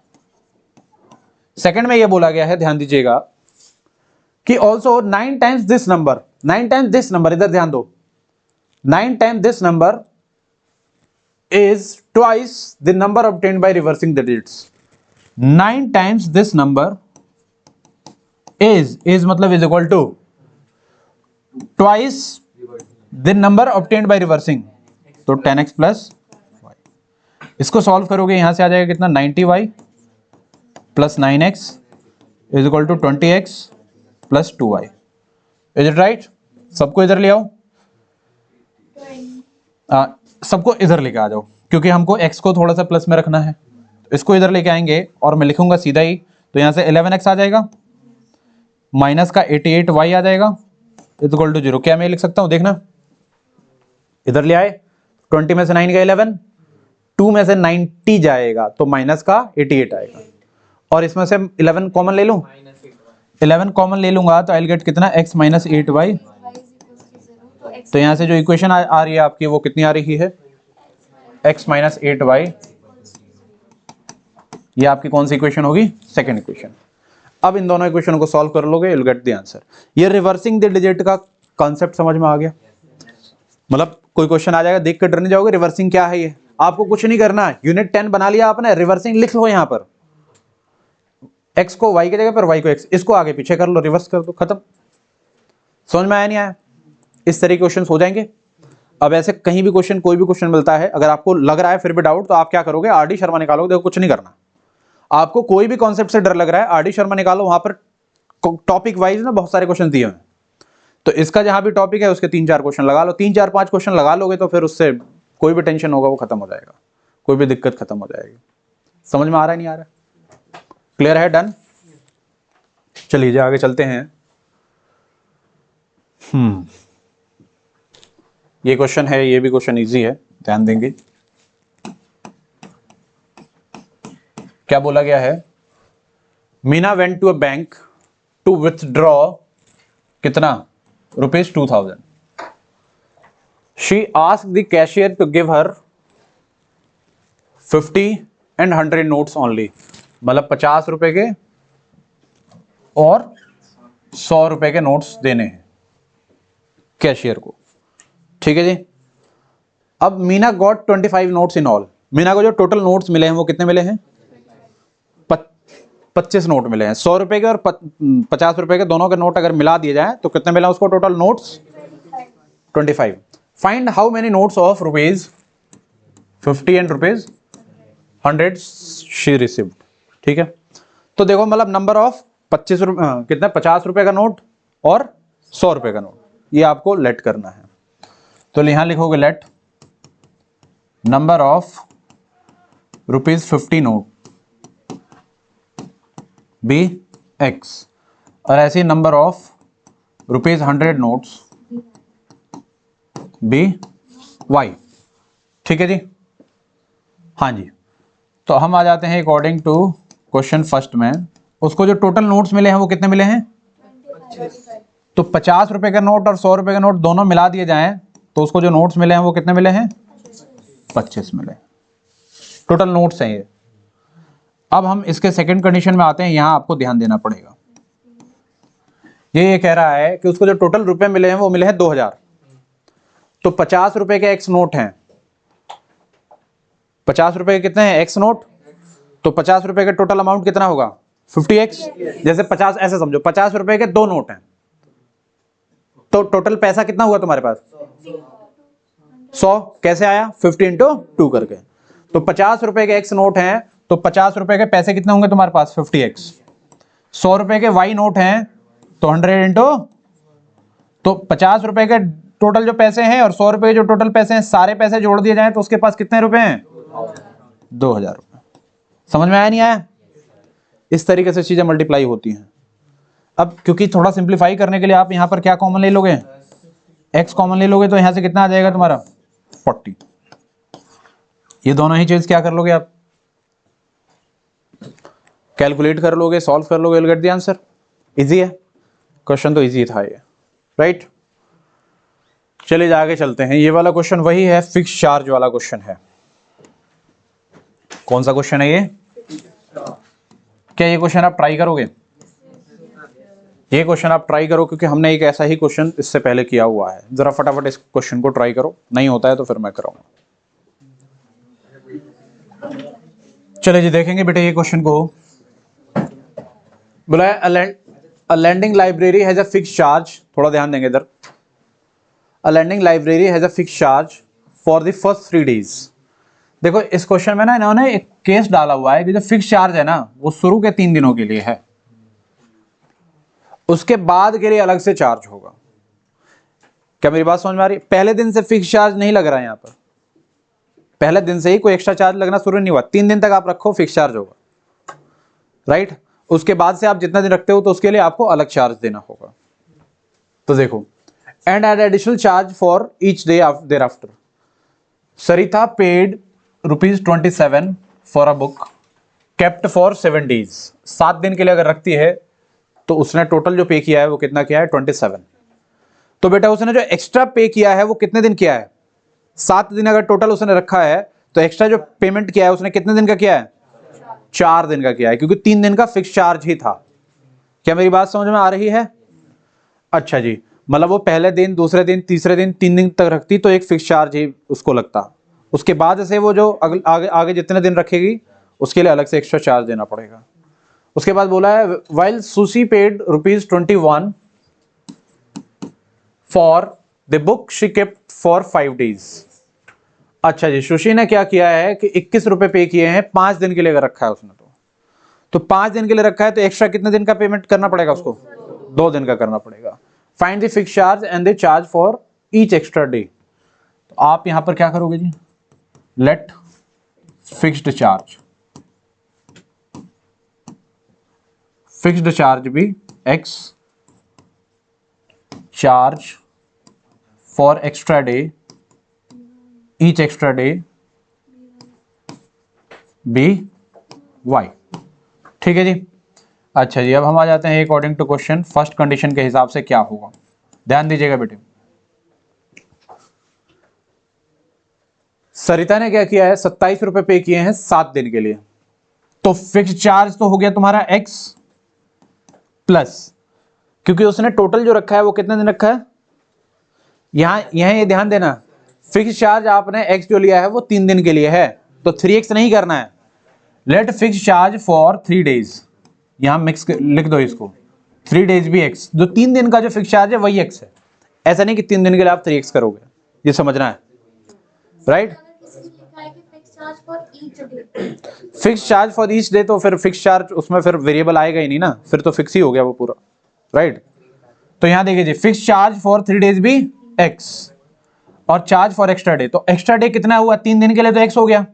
एक्स्ट्रा डे कितना हुआ 7 दिन में, तो 4y is equal to total payment उसने कितनी की 27 रुपीज। अब अगला जो है सुशी के लिए है वो क्या है कि वो कितने दिन रखती है, 5 दिन रखती है, और उसके लिए उसने टोटल पेमेंट कितना किया है 21 किया है, राइट। तो 3 दिन के लिए जो पेमेंट होगा वो तो x होगा, 5 दिन में 3 दिन के लिए तो x पे कर दिया उसने, बचे कितने एक्स्ट्रा दिन 2 दिन, तो 2 दिन के लिए 2y इज इक्वल टू कितना 21। इन दोनों को सॉल्व करोगे, सॉल्व करके आपका फाइनल आंसर आ जाएगा। क्लियर है? कितना है x और y? x3y x आ गया आपका 15 और y आ गया 3। क्लियर है? कोई परेशानी, कोई दिक्कत? चलिए, तो बेटे फिक्स चार्ज वाले जो क्वेश्चन होते हैं, ये भी है एक फिक्स चार्ज का ही क्वेश्चन है ना, ये आपको अच्छी तरीके से क्लियर हो गए होंगे, I hope. Is it right? कोई परेशानी, कोई दिक्कत? तो fix charge charges for this वो होना चाहिए। ये वाला क्वेश्चन है आपके पास, यही है, a part of monthly hostel charges fixed and the remaining depends on the number of days one has taken food in the mess. Same question है, वैसे ही है। फिक्स चार्ज हो गया, और फिर उसके बाद जितने दिन वो एक्स्ट्रा ले रहा है उतने दिन क्या है उसको अलग से पे करना होगा। स्टूडेंट ए है, वो फूड जो है 20 दिन के लिए लेता है, सी has to pay 1000 as hostel charges, where a student be who takes food for 26 days pays ₹11 इतना for hostel charges, find this fix charge and the cost of food per day. मतलब hostel में रहने का charge जो है fix है, और खाना लेने का जो चार्ज है वो डेली के हिसाब से। तो सिंपल, अगर मैं डायरेक्ट तुम्हें बताऊं तो इक्वेशन क्या बनेगा, x + 20y is equal to 1000, ऐसे x + 26y is equal to 1180। समझ में आया? थोड़ा सा इसको हल्का सा मिक्स करना चाहेंगे तो ये होगा कि जो फिक्स चार्ज है हॉस्टल में रहने का और खाना खाने का, वो शुरू के 3 दिनों के लिए है या शुरू के 5 दिनों के लिए है। शुरू के 5 डेज के लिए जो फिक्स चार्ज है वो कितना है, कुछ भी है x, और उसके बाद के जो दिन है उसके लिए डेली अलग अलग अमाउंट लगेगा, मतलब डेली उसका पैसा लगेगा। तो अगर उसने 20 दिन लिया है तो क्या हो जाएगा, x + 15y, अगर 5 दिन का फिक्स चार्ज है तो। नहीं आ रहा समझ में? मतलब 5 दिन फिक्स है, हो गया, तो x + 15y is equal to total amount. Is it right? क्या मेरी बात समझ में आ रही है? फिक्स चार्ज वेरिएबल चार्ज वाले जो भी क्वेश्चन होंगे कर लोगे, हो जाएंगे। ये क्वेश्चन भी आप लोग कर लेंगे, ठीक है। आइए अब थोड़ा सा क्वेश्चन का जो मेथड है वो सब चेंज हो रहा है, ठीक है जी। कॉन्सेप्ट जो है वो चेंज हो रहा है। इधर देखिए, इधर देखिएगा, ध्यान से देखिए, इधर ध्यान से देखना है आपको। ये जो क्वेश्चन है ना, स्पीड टाइम डिस्टेंस वाले जो क्वेश्चन होंगे उनमें आपको कुछ कॉन्सेप्ट है वो पता होना चाहिए। जैसे स्पीड इज इक्वल टू क्या होता है, डिस्टेंस अपॉन टाइम होता है। क्या होता है स्पीड इज इक्वल टू? पहले तो आप ये समझ लीजिए, ठीक है जी। सिंपल सी बात क्या है, स्पीड इज इक्वल टू होता है डिस्टेंस अपॉन में time. v is equal to कितना हो गया, s/t। ये बातें आपको पता होनी चाहिए। अब यहां से टाइम इज इक्वल टू निकाल सकते हो या फिर डिस्टेंस इज इक्वल टू निकाल सकते हो, जो भी फॉर्मूला है वो सारी चीजें आप निकाल सकते हो। ये बेसिक सी बातें हैं, ये पता होनी चाहिए। अब आते हैं इस क्वेश्चन पर। देखिए जी, क्वेश्चन में इन्होंने क्या बोला है, सबसे पहले पढ़ लेते हैं। Places A and B are 100 kilometre apart on a highway. A और B है वो दोनों कितने किलोमीटर हैं, 100 किलोमीटर। उन दोनों के बीच का डिस्टेंस है वो है 100 किलोमीटर। बोला है one car start from A and another car start from B at the same time. A और B स्टार्ट हो रहे हैं सेम टाइम में, ठीक है। बोला है if cars travel in the same direction. क्या बोला है, cars travel in the same direction. Same direction में मतलब एक इधर जा रहा है तो दूसरा भी इधर ही जा रहा है। आ रही बात में? At different speeds they meet in 5 hours. कितने घंटे में मिल रहे हैं, 5 घंटे मिल रहे हैं, ठीक है जी। अब बोला है if they travel towards each other, if they travel towards each other, दोनों एक दूसरे की तरफ अगर ट्रेवल करते हैं तो दे मीट इन 1 आवर। तो क्या हो जाएगा, कितने दिन, कितने उसमें मिल जाएंगे वो, 1 घंटे में। बोला है what are the speed of the two cars, दोनों कार की स्पीड क्या होगी। ठीक है, ध्यान दीजिएगा, ध्यान से समझना है। देखिए जी, ये है आपके पास ए और बी, ये ए हो गया, ये बी हो गया, इन दोनों के बीच का जो डिस्टेंस हो गया वो कितना हो गया जी, 100 किलोमीटर हो गया। डन। कोई परेशानी है, कोई दिक्कत है, मुझे बताइए। Is it right? अच्छा जी, अब जो केसेस हैं वो केसेस के हिसाब से देखेंगे। पहले हमको स्पीड इनकी लेट करनी है, वो लिख लेते हैं हम। Let speed of car A, car A की स्पीड हमने मान ली x, ऐसे speed of car B, B y। ठीक है, कोई परेशानी, कोई दिक्कत, मुझे बताइए। नहीं। अच्छा जी, अब हम आ जाते हैं अकॉर्डिंग टू क्वेश्चन में। ठीक है जी, अगर हम फर्स्ट कंडीशन देखते हैं, ठीक है जी, तो देखिए जी, इन्होंने क्या बोला है कि if the cars travel in the same direction at different speeds, car जो है सेम डायरेक्शन में अगर जा रहा है तो कितने टाइम में मीट कर रहा है, 5 घंटे में मीट कर रहा है। राइट, तो ऐसे समझो कि मान लो, इधर ध्यान देना बेटे, मान लो इधर देखो, ये भी इधर जा रहा है, ये भी इधर जा रहा है, तो दोनों कहीं इधर इधर करके मान लो यहां मिल लेते हैं, यहां मिल जाते हैं। तो टोटल जो टाइम लगा है ए को, यहां इसको सी हमने मान लिया, ए को सी तक आने में जो टोटल टाइम लगा है वो कितना लगा है, 5, और बी को सी तक भी आने में जो टाइम लगा है वो कितना लगा है, 5 ही लगा है ना, क्योंकि दोनों जो मिल रहे हैं वो 5 घंटे में मिल रहे हैं। क्या मेरी बात समझ में आ रही है? तो ध्यान से सुनो, ध्यान से सुनो और समझो बेटा जी।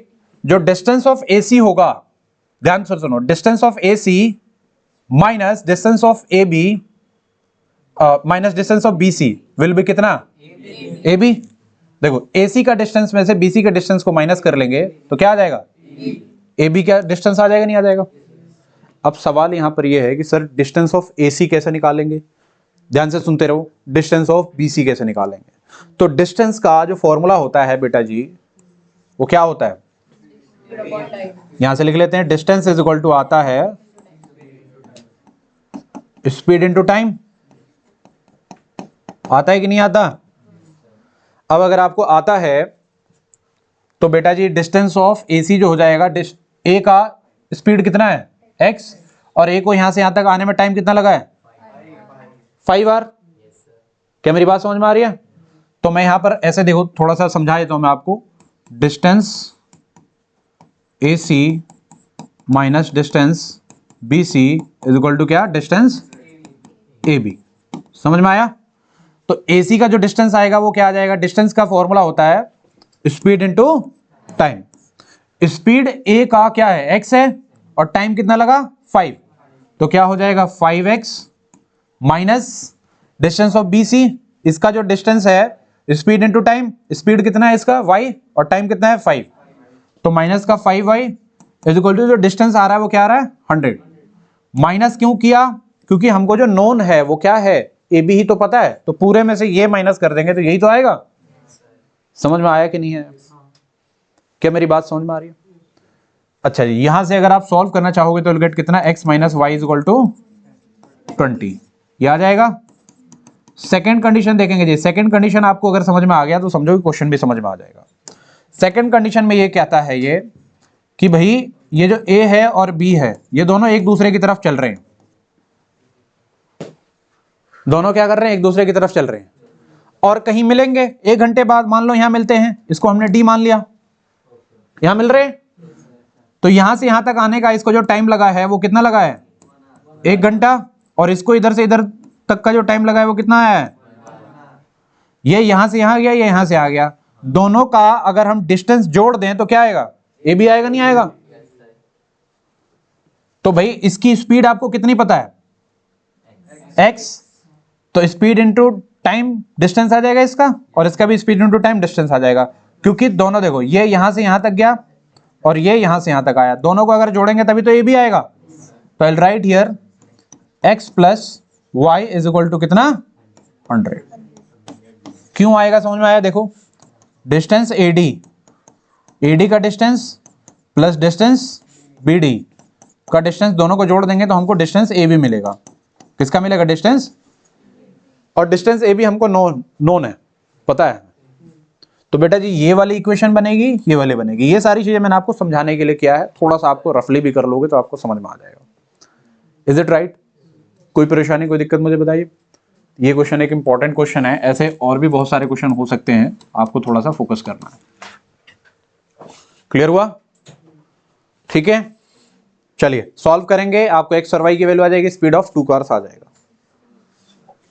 हाँ जी, ये भी सेम उसी कैटेगरी का क्वेश्चन है, स्पीड टाइम डिस्टेंस का ही क्वेश्चन है। ध्यान दीजिए इधर, देखिए जी ये क्वेश्चन ध्यान देंगे, सेम कैटेगरी है दोनों क्वेश्चनों का। ठीक है जी, वही स्पीड टाइम डिस्टेंस का ही कॉन्सेप्ट लगना है। क्या लगना है इधर देखो, बोला है Roohi travels 300 kilometre to her home partly by train and partially by bus. मतलब कुछ 300 किलोमीटर है उसका घर, तो कुछ दूर तो वो क्या कर रही है, ट्रेन से जा रही है, और कुछ दूर वो बस से जा रही है।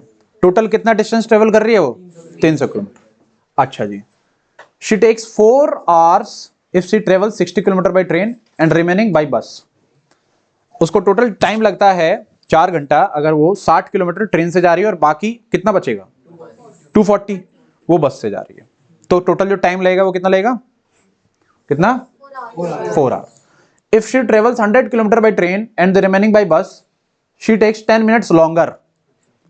10 मिनट ज्यादा लगेगा उसको। इसका मतलब ये हुआ कि जो दूसरे केस में होगा वो ये होगा कि 4 घंटा 10 मिनट उसको टोटल टाइम लगेगा।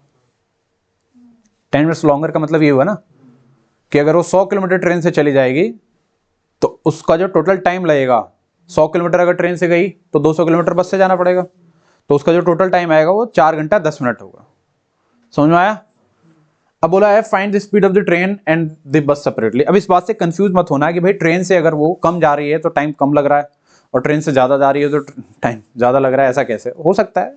वो तो पाथ के ऊपर डिपेंड करता है ना कि ट्रेन कहां से कहां जा रही है। क्या मेरी बात समझ में आ रही है? चलिए जी, आपको बस कॉन्सेप्ट पे ध्यान देना है, क्वेश्चन क्या है उस पर ध्यान देना है। ठीक है, आइए जी इसमें भी हम कर लेते हैं। Find the speed of the train and the bus. तो आपको क्या करना है, let the speed of train, late speed of train, train की स्पीड हमने क्या मान लेनी है x, और स्पीड ऑफ बस जो है हमने क्या मान लेना है, y मान लेना है। ठीक है जी, डन। कोई परेशानी, कोई दिक्कत? देखो जी पहले केस में देखो, पहले केस में वो क्या कर रही है, कुछ टाइम तो जा रही है ट्रेन से।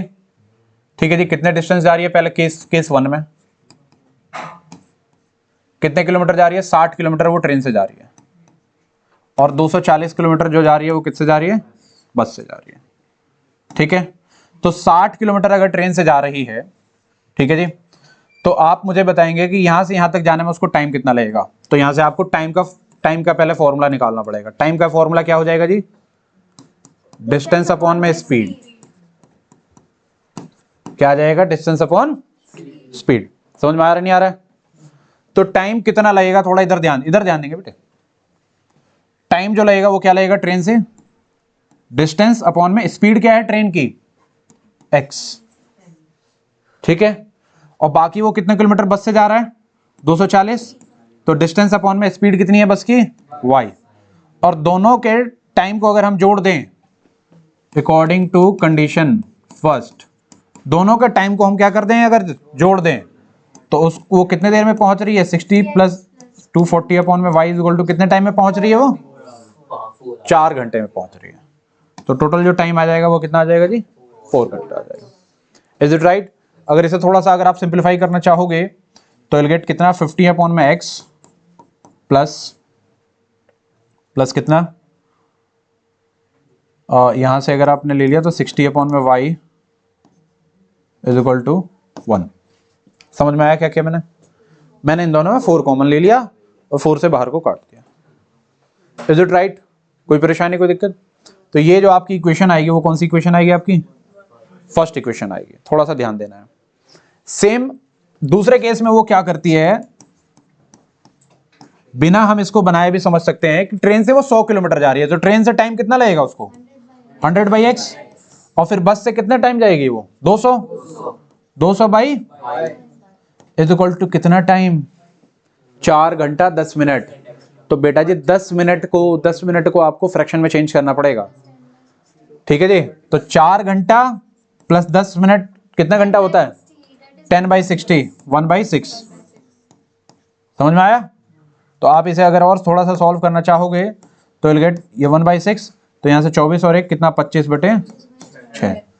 तो 100 अपॉन में x प्लस 200 अपॉन में y इज इक्वल टू 25/6। समझ में आया कि नहीं आया? थोड़ा ध्यान देना है यहाँ पर ना हल्का सा ये है कि आप लोगों ने इसको सिंप्लीफाई कर लिया तो विल गेट 4 अपॉन में x प्लस 8 अपॉन में y इज इक्वल टू 1/6। ये आपकी सेकेंड इक्वेशन हो जाएगी। अब मैं आपको एक चीज बताता हूं, आपने ऐसे इक्वेशन सॉल्व करना मेरे हिसाब से नहीं सीखा होगा, ठीक है जी, और सीखा है तो बहुत अच्छी बात है, वेरी गुड। ऐसे क्वेश्चनों को करना कैसे है देखो जी, ध्यान देना यहाँ पर। लेट, क्योंकि देखो इसमें भी 1/x है, इसमें भी 1/x है, तो let 1/x is equal to a, 1/y is equal to b। तो अब जो इक्वेशन हो जाएगा तुम्हारा ये हो जाएगा 15a plus 60b is equal to 1। Equation 1 reduce होके हो गया तो इसको 3 लिख दो, और ऐसे ही दूसरा ये है तो ये क्या हो जाएगा तुम्हारा 4a plus 8b is equal to 1/6। ये कौन सा हो जाएगा तुम्हारा इक्वेशन नंबर 4।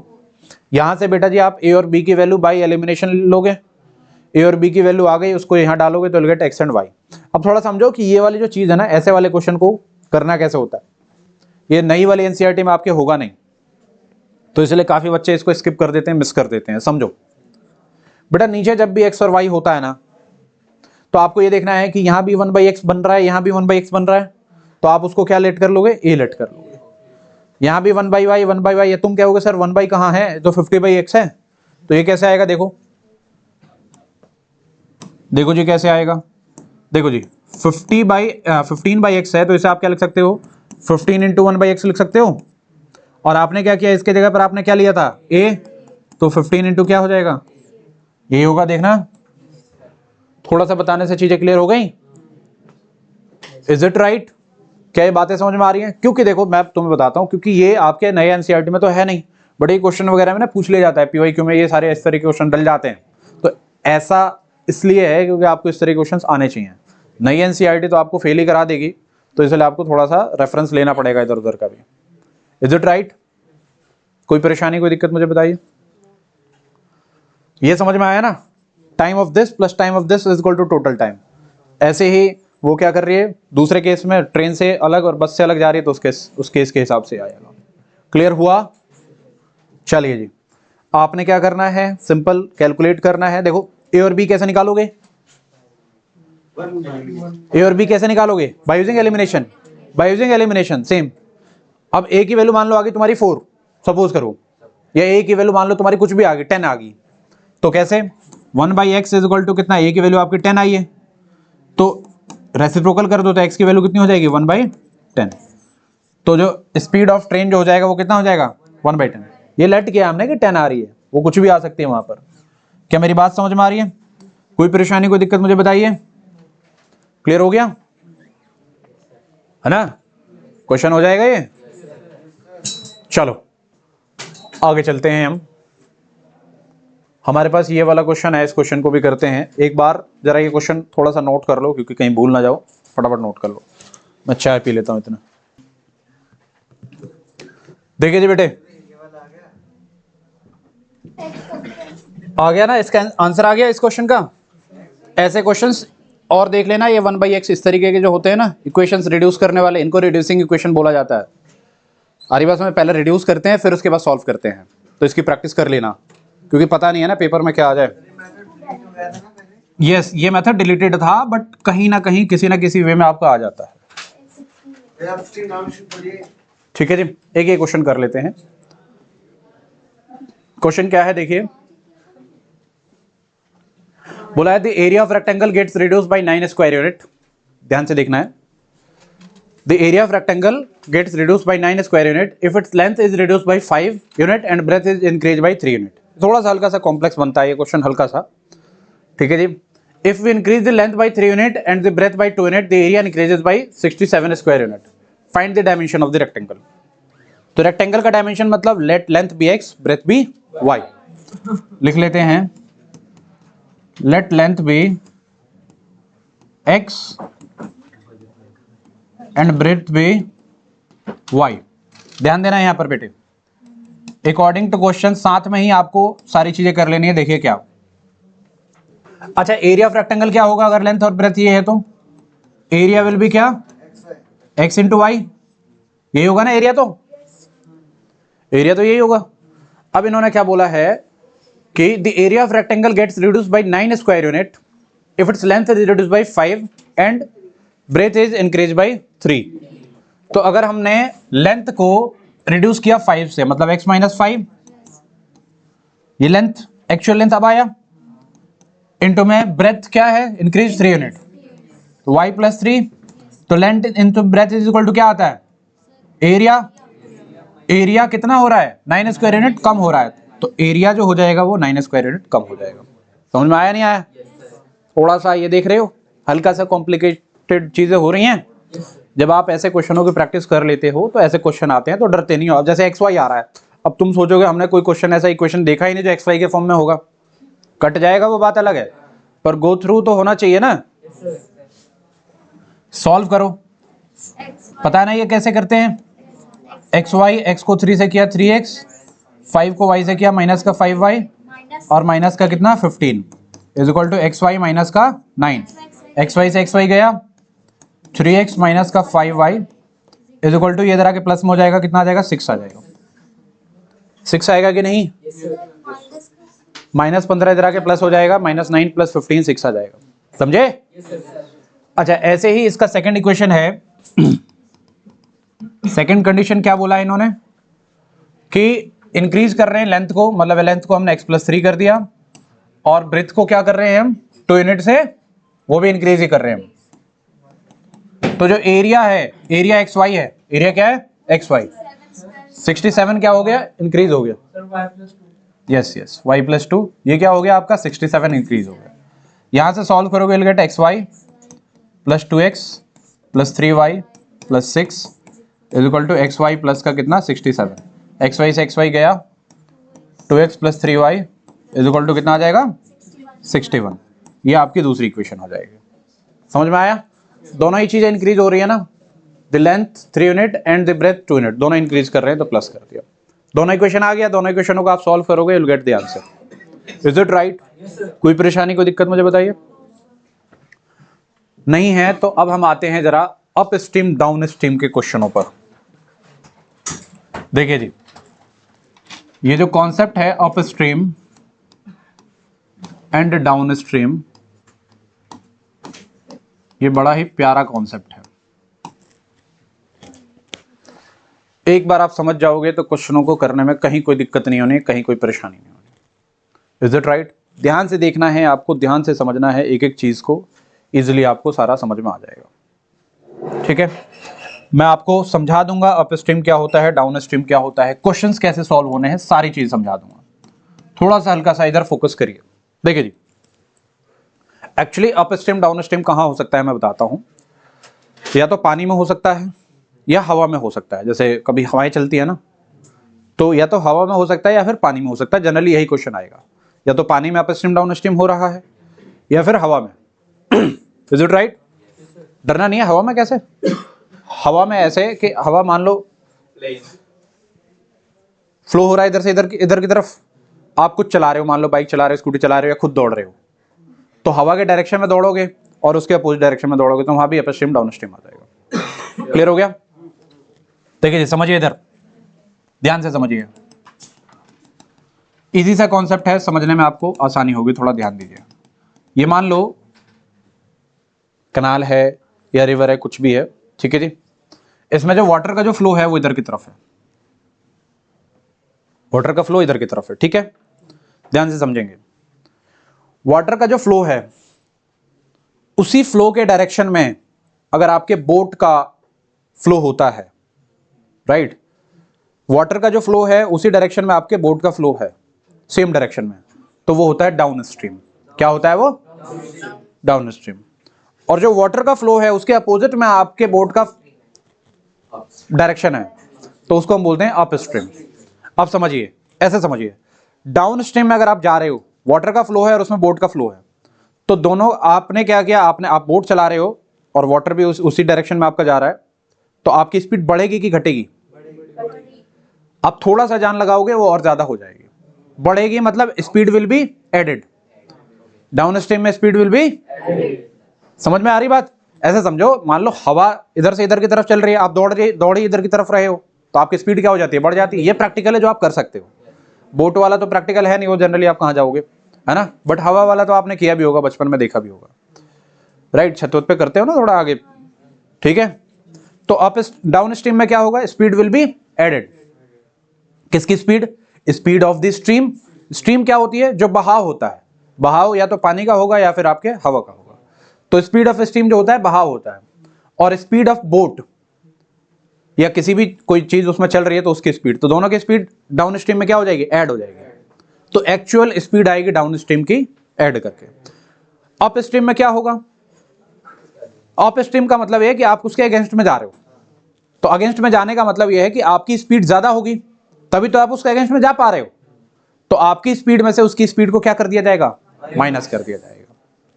तो स्पीड इन क्या आएगी आपकी? अप स्ट्रीम आएगी। समझ में आ रहा अप स्ट्रीम डाउन स्ट्रीम का क्वेश्चन? ठीक है जी। तो देखिए जी, अब हम क्या करेंगे, बोला है क्या बोला गया है? Ritu can row downstream 20 kilometre in 2 hour and upstream 4 kilometre in 2 hour. Find her speed of rowing in still water and the speed of current. देखिए जी, ध्यान दीजिए, मैं क्या करता हूं, let speed of rowing in still water be x. जो boat है या फिर वाटर में हम कोई भी चीज रो कर रहे हैं तो उसकी स्पीड कितनी होगी? एक्स होगी, ठीक है। और स्पीड ऑफ करंट जो है, वो क्या हो गया? वाई हो गया। Is it right? कोई परेशानी, कोई दिक्कत? तो देखो जी, स्पीड इन अप स्ट्रीम और speed in down stream. Speed in up stream क्या हो जाएगा? अप स्ट्रीम क्या हो जाएगा बताइए जी? अप स्ट्रीम में स्पीड क्या हो जाएगी? माइनस होगी। स्पीड ज्यादा किसकी होगी? नहीं, मैं सिंपल ही पूछ रहा हूं। दो चीजें हैं, एक speed of rowing in still water और एक स्पीड ऑफ करंट। तो स्पीड दोनों में से ज्यादा किसकी होगी? करंट की ज्यादा होगी, या फिर आप जो कोई भी बोट चला रहे हो उसकी स्पीड ज्यादा होगी? बोट की ज्यादा होगी, तभी तो आप अप स्ट्रीम में जा पा रहे हो। अगर करंट की ज्यादा होगी तो आप तो पीछे ही चले जाओगे। क्या मेरी बात समझ में आ रही है? अब तो जा ही नहीं रहे हो ना आप। अगर कभी उन्होंने बोल दिया कि नेगेटिव कुछ ऐसा हो रहा है, तो उस समय ये होगा कि आपकी स्पीड जो होगी उसकी स्पीड से क्या होगी? कम होगी। तो अभी क्या है? Speed in upstream will be कितना? X minus Y.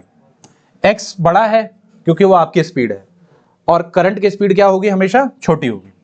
अच्छा जी, स्पीड इन डाउन स्ट्रीम क्या हो जाएगा? डाउन स्ट्रीम में स्पीड क्या हो जाएगा? आपकी स्पीड और प्लस करंट की स्पीड, दोनों की स्पीड क्या हो जाती है? एड ऑन हो जाती है। समझ में आ रहा है नहीं आ रहा कॉन्सेप्ट? क्या ये चीजें क्लियर हो पा रही हैं? आपकी स्पीड ज्यादा है तभी आप अप में जा पा रहे हो, तो अप में जाओगे और आपकी जो स्पीड है उसमें से जो पानी की स्पीड है उसको माइनस कर देंगे, तो एक्चुअल स्पीड आपकी आ जाएगी। उसी को हम बोलते हैं अप स्ट्रीम। ठीक है जी। अब आ जाइए अकॉर्डिंग टू क्वेश्चन, क्या बोला गया है? Ritu can row downstream 20 kilometre in 2 hour. कितने घंटे में? 2 घंटे में 20 किलोमीटर। ठीक है जी। तो टाइम का फॉर्मूला क्या होता है? टाइम इज इक्वल टू होता है डिस्टेंस अपॉन में स्पीड। तो टाइम अप स्ट्रीम जो जा रही है वो 2 घंटे में, डिस्टेंस कितना है? 20 किलोमीटर, और स्पीड कितनी है अप स्ट्रीम की? डाउन स्ट्रीम की, डाउन स्ट्रीम है ना ये, डाउन स्ट्रीम की स्पीड कितनी है? यहां से सॉल्व करोगे तो गेट कितना? x plus y is equal to 10। कुछ आया समझ में? Simple. Time is equal to distance upon speed. Time पता है आपको, डिस्टेंस इसमें दिया हुआ है, और स्पीड आपने डाउन स्ट्रीम का निकाल लिया।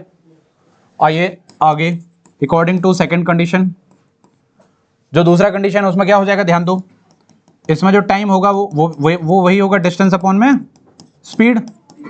उन्होंने बोला है and upstream 4 kilometre in 2 hour. कितने घंटे में? 2 घंटे में। कितना किलोमीटर? 4 किलोमीटर। कौन सा स्ट्रीम है? अप है, तो अप की स्पीड कितनी है? तो यहां से x minus y equal to कितना हो जाएगा? ये क्या हो गया आपके पास? Second equation. समझ में आया? दोनों इक्वेशन को क्या करते हैं हम? ऐड कर देंगे। ये समझना बहुत जरूरी है कि स्पीड जो होगी, speed in rowing in still water या speed of boat, that will be greater. Greater होने के चलते आप उसमें आप में जा पा रहे हो। क्या मेरी बातें समझ में आ रही हैं? Is it clear? तो स्पीड ऑफ अप स्ट्रीम और डाउन स्ट्रीम क्लियर हो गया। आपको ऐसा नहीं है कि स्पीड ऑफ करंट अगर आपने x माना हुआ है तब भी आपका x माइनस वाई होगा, उस समय y माइनस एक्स होगा। समझ में आया नहीं आया? Is it right? तो बेटा अप स्ट्रीम डाउन स्ट्रीम के क्वेश्चंस आप कर पाओगे? ये same up stream down stream का क्वेश्चन है, इस क्वेश्चन को आपको ट्राई कर लेना है, देख लो ध्यान से।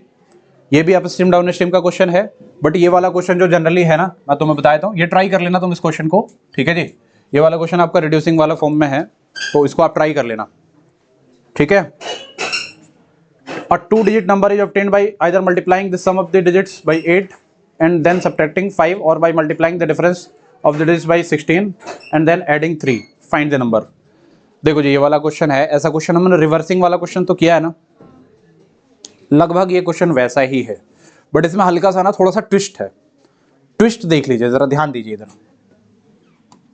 ध्यान से देख लीजिए ट्विस्ट क्या है। एक 2 डिजिट नंबर आया है, क्या करके, either multiplying the sum of the digits by 8, जो सम ऑफ द डिजिट्स जो हैं उनको 8 से मल्टीप्लाई कर दिया, एंड देन सब्ट्रैक्टिंग 5, ठीक है जी। उसके बाद आपने क्या कर दिया, 5 को सब्ट्रैक्ट कर दिया, तो एक 2 डिजिट का नंबर आएगा। और दूसरा है और by multiplying the difference of the digit by 16 and then adding 3, ठीक है जी, तब जाके वो नंबर आता है। ये क्वेश्चन थोड़ा सा ना हल्का सा आपको देखना पड़ेगा इधर, क्योंकि आपने जनरली ऐसे क्वेश्चंस किए नहीं होंगे, है वही क्वेश्चन, कॉन्सेप्ट वही, बट हल्का सा इसमें मिक्स किया है, तो ध्यान दीजिए इधर, ध्यान दीजिए भाई। 2 डिजिट नंबर है तो वही करोगे, क्या करोगे, let unit digit be x, अगर यूनिट डिजिट x है तो 10th डिजिट क्या हो जाएगा, y। बेटा जी नंबर क्या हो जाएगा, 10y plus x।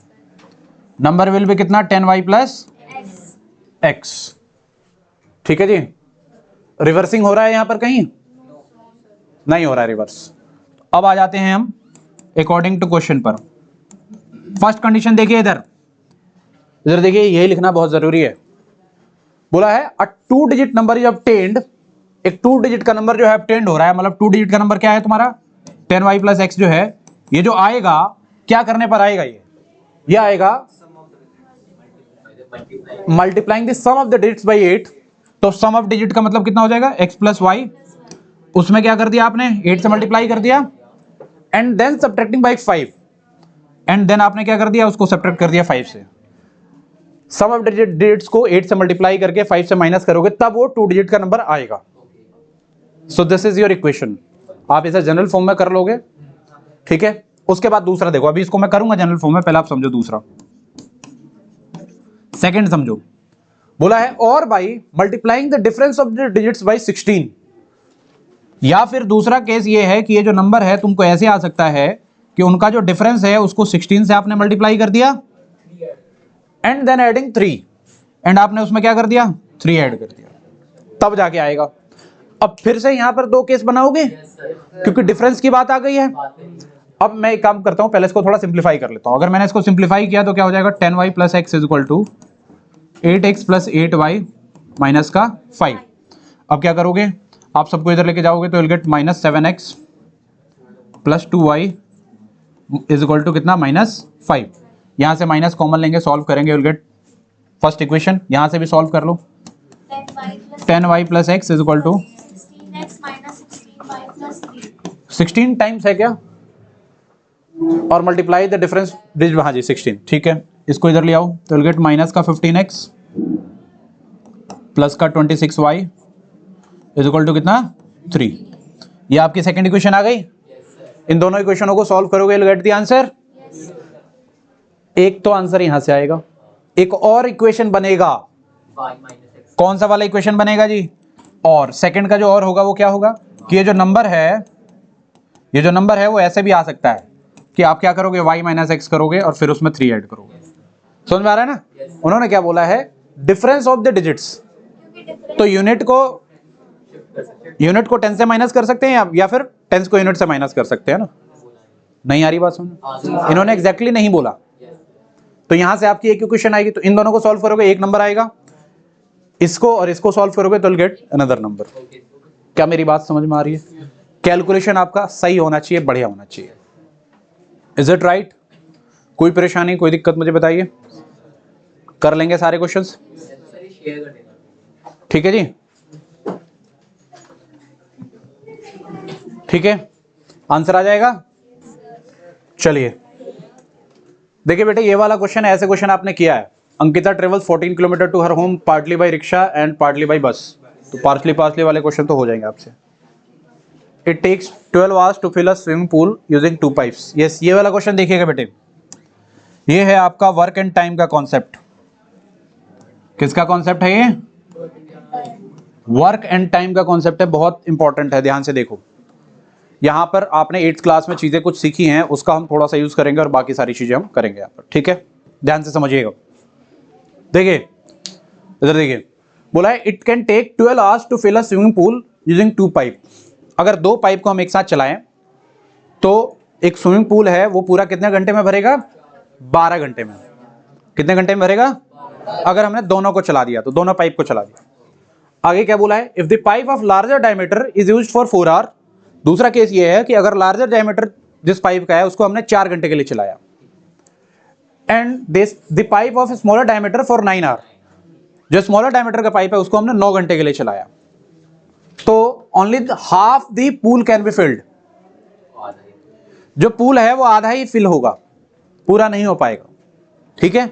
बोला है how long would it take for each pipe to fill the pool separately. Yes, अब आपसे इन्होंने बोला है कि ईच पूल का जो है, मतलब एक पूल अगर अकेले चला जाए तो कितने घंटे में होगा, और दूसरा अगर पाइप चला जाए तो कितने घंटे में होगा, ये आपसे पूछा गया। कोई परेशानी, कोई दिक्कत मुझे बताइए। तो देखिए जरा इस क्वेश्चन को कैसे करेंगे आप। देखिए जी, लेट टाइम, या इसे ऐसे लिखो आप, let x are taken for larger diameter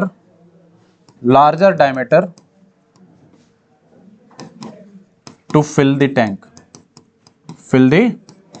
completely। हमने क्या मान लिया कि जो लार्जर डायमीटर है उसको कितने घंटे लग रहा है कंप्लीट फिल करने में? x आर लग रहा है। इसको जो भी वर्क इन टाइम के क्वेश्चन होते हैं इसी फॉर्मेट में करोगे हमेशा। ध्यान से देखो इधर, नोट नहीं करना अभी। x घंटे में वो पूरा कंप्लीट फिल करता है, तो 1 घंटे में कितना फिल करेगा वो? In 1 hour larger diameter fill the tank, fill the कितना टैंक, कितना 1/x पार्ट। कितना पार्ट फिल करेगा? ये पूरा पार्ट फिल करता है 1 आवर में, और 1 आवर में कितना करेगा? 1/x part. ये क्यों निकाला है ध्यान से समझो। 1 आवर में 1/x पार्ट है, तो 5 घंटे में कितना पार्ट होगा? 5/x। क्यों? देखो 1 घंटे का जितना आया है पार्ट, उतने घंटे उतना ही पार्ट से आप जितने घंटे का निकालना चाहो उससे मल्टीप्लाई कर दोगे तो पार्ट आ जाएगा आपको। क्या मेरी बात समझ में आ रही है? 1 घंटे में जो लार्जर डायमीटर है वो कितना पार्ट फिल करेगा? 1/x part. ऐसे ही आपको क्या करना है, let y are taken for smaller diameter to fill the tank. ठीक है जी, तो स्मॉलर डायमीटर को 1 घंटे में ये कितना फिल करेगा? कितना? 1/y पार्ट फिल करेगा। मैंने अभी तक जितने क्वेश्चंस हमने किए हैं सब में हमने लेट किया है, बराबर में x लिया है, इधर लेट किया और बराबर में y लिया। बट यहां पर हमने ये लिया है क्योंकि वर्क एंड टाइम के जो भी क्वेश्चन होते हैं उसमें 1 घंटे का आपको निकालना पड़ेगा। Is it right? अच्छा जी, अब ध्यान से समझिए, ध्यान से समझिए जी बेटे। अकॉर्डिंग टू क्वेश्चन पर आते हैं, फर्स्ट वाले पर ध्यान से समझिए। 1 घंटे में larger diameter 1/x part fill कर रहा है, 1 घंटे में स्मॉलर डायमीटर जो है 1/y पार्ट फिल कर रहा है। ठीक है जी, तो देखिए जरा ध्यान दीजिए। If the pipes of larger diameter is used for 4 hour, larger diameter को अगर हमने 4 घंटा लगाया, 4 घंटे यूज किया, तो कितना हो जाएगा? कितना पार्ट फिल करेगा वो? 4/x पार्ट फिल करेगा। 4 घंटे, 1 घंटे का इतना है तो 4 घंटे कितना हो जाएगा? 4 × 1/x, दैट इज 4/x। और स्मॉलर डायमीटर को हमने 9 घंटे के लिए यूज किया है। दोनों को अगर हमने इतना इतना चलाया तो जो टैंक फिल हुआ है वो 1 नहीं हुआ है, उसका आधा हुआ है, मतलब 1/2। This is your first equation. कौन सी इक्वेशन आ गई आपकी? पहली। अगर हम सेकंड इक्वेशन की तरफ चलते हैं, सेकंड कंडीशन की तरफ चलते हैं, ध्यान दीजिए, ध्यान से सुनो। अगर हमने 12 घंटा लार्जर वाले को यूज किया और 12 ही घंटा स्मॉलर वाले को यूज किया तो टैंक क्या हो गया? कंप्लीटली फिल हो गया। पढ़ो पहली line, it can take 12 hours to fill swimming pool using 2 pipes. तो मतलब 12 घंटा आपने बड़े वाले को भी यूज किया और 12 घंटा आपने छोटे वाले को भी यूज किया। तो 12 घंटा मतलब 1/x पार्ट है, तो ये क्या हो जाएगा? 12/x, और यहां से 12 कंप्लीटली फिल हो रहा है, मतलब 1 इज इक्वल टू 2। समझ में आया? यहां से क्या करोगे जी बेटे? वही 1/x को ए ले लो या u ले लो, 1/x को u, 1/y को v, सब रिड्यूस कर दिया आपने इक्वेशन को, फिर सब्स्टिट्यूट कर दिया, सॉल्व कर दिया, आपका आंसर आ जाएगा। क्या मेरी बात समझ में आ रही है? वर्क एंड टाइम का जो भी क्वेश्चन होगा ध्यान से सुनो, आपको यही करना है ऐसे ही। You have to write like this, तभी जाके 1 आवर का आपको आएगा। 1 आवर का निकाल लोगे तो कितने आवर का भी पूछा गया है, जो भी पूछा गया सब कर लोगे। ठीक है, ओके। तो बेटे जितने हमने क्वेश्चंस किए हैं सारे क्वेश्चनों को ढंग से करना है, प्रॉपर तरीके से। ठीक है, अगर किसी क्वेश्चन में डाउट बन रहा है तो वैसे क्वेश्चंस आपको आर डी शर्मा से ले लेने हैं और उसके 4-5 क्वेश्चनों की प्रैक्टिस और कर लेनी है। ठीक है जी, चलिए, थैंक यू।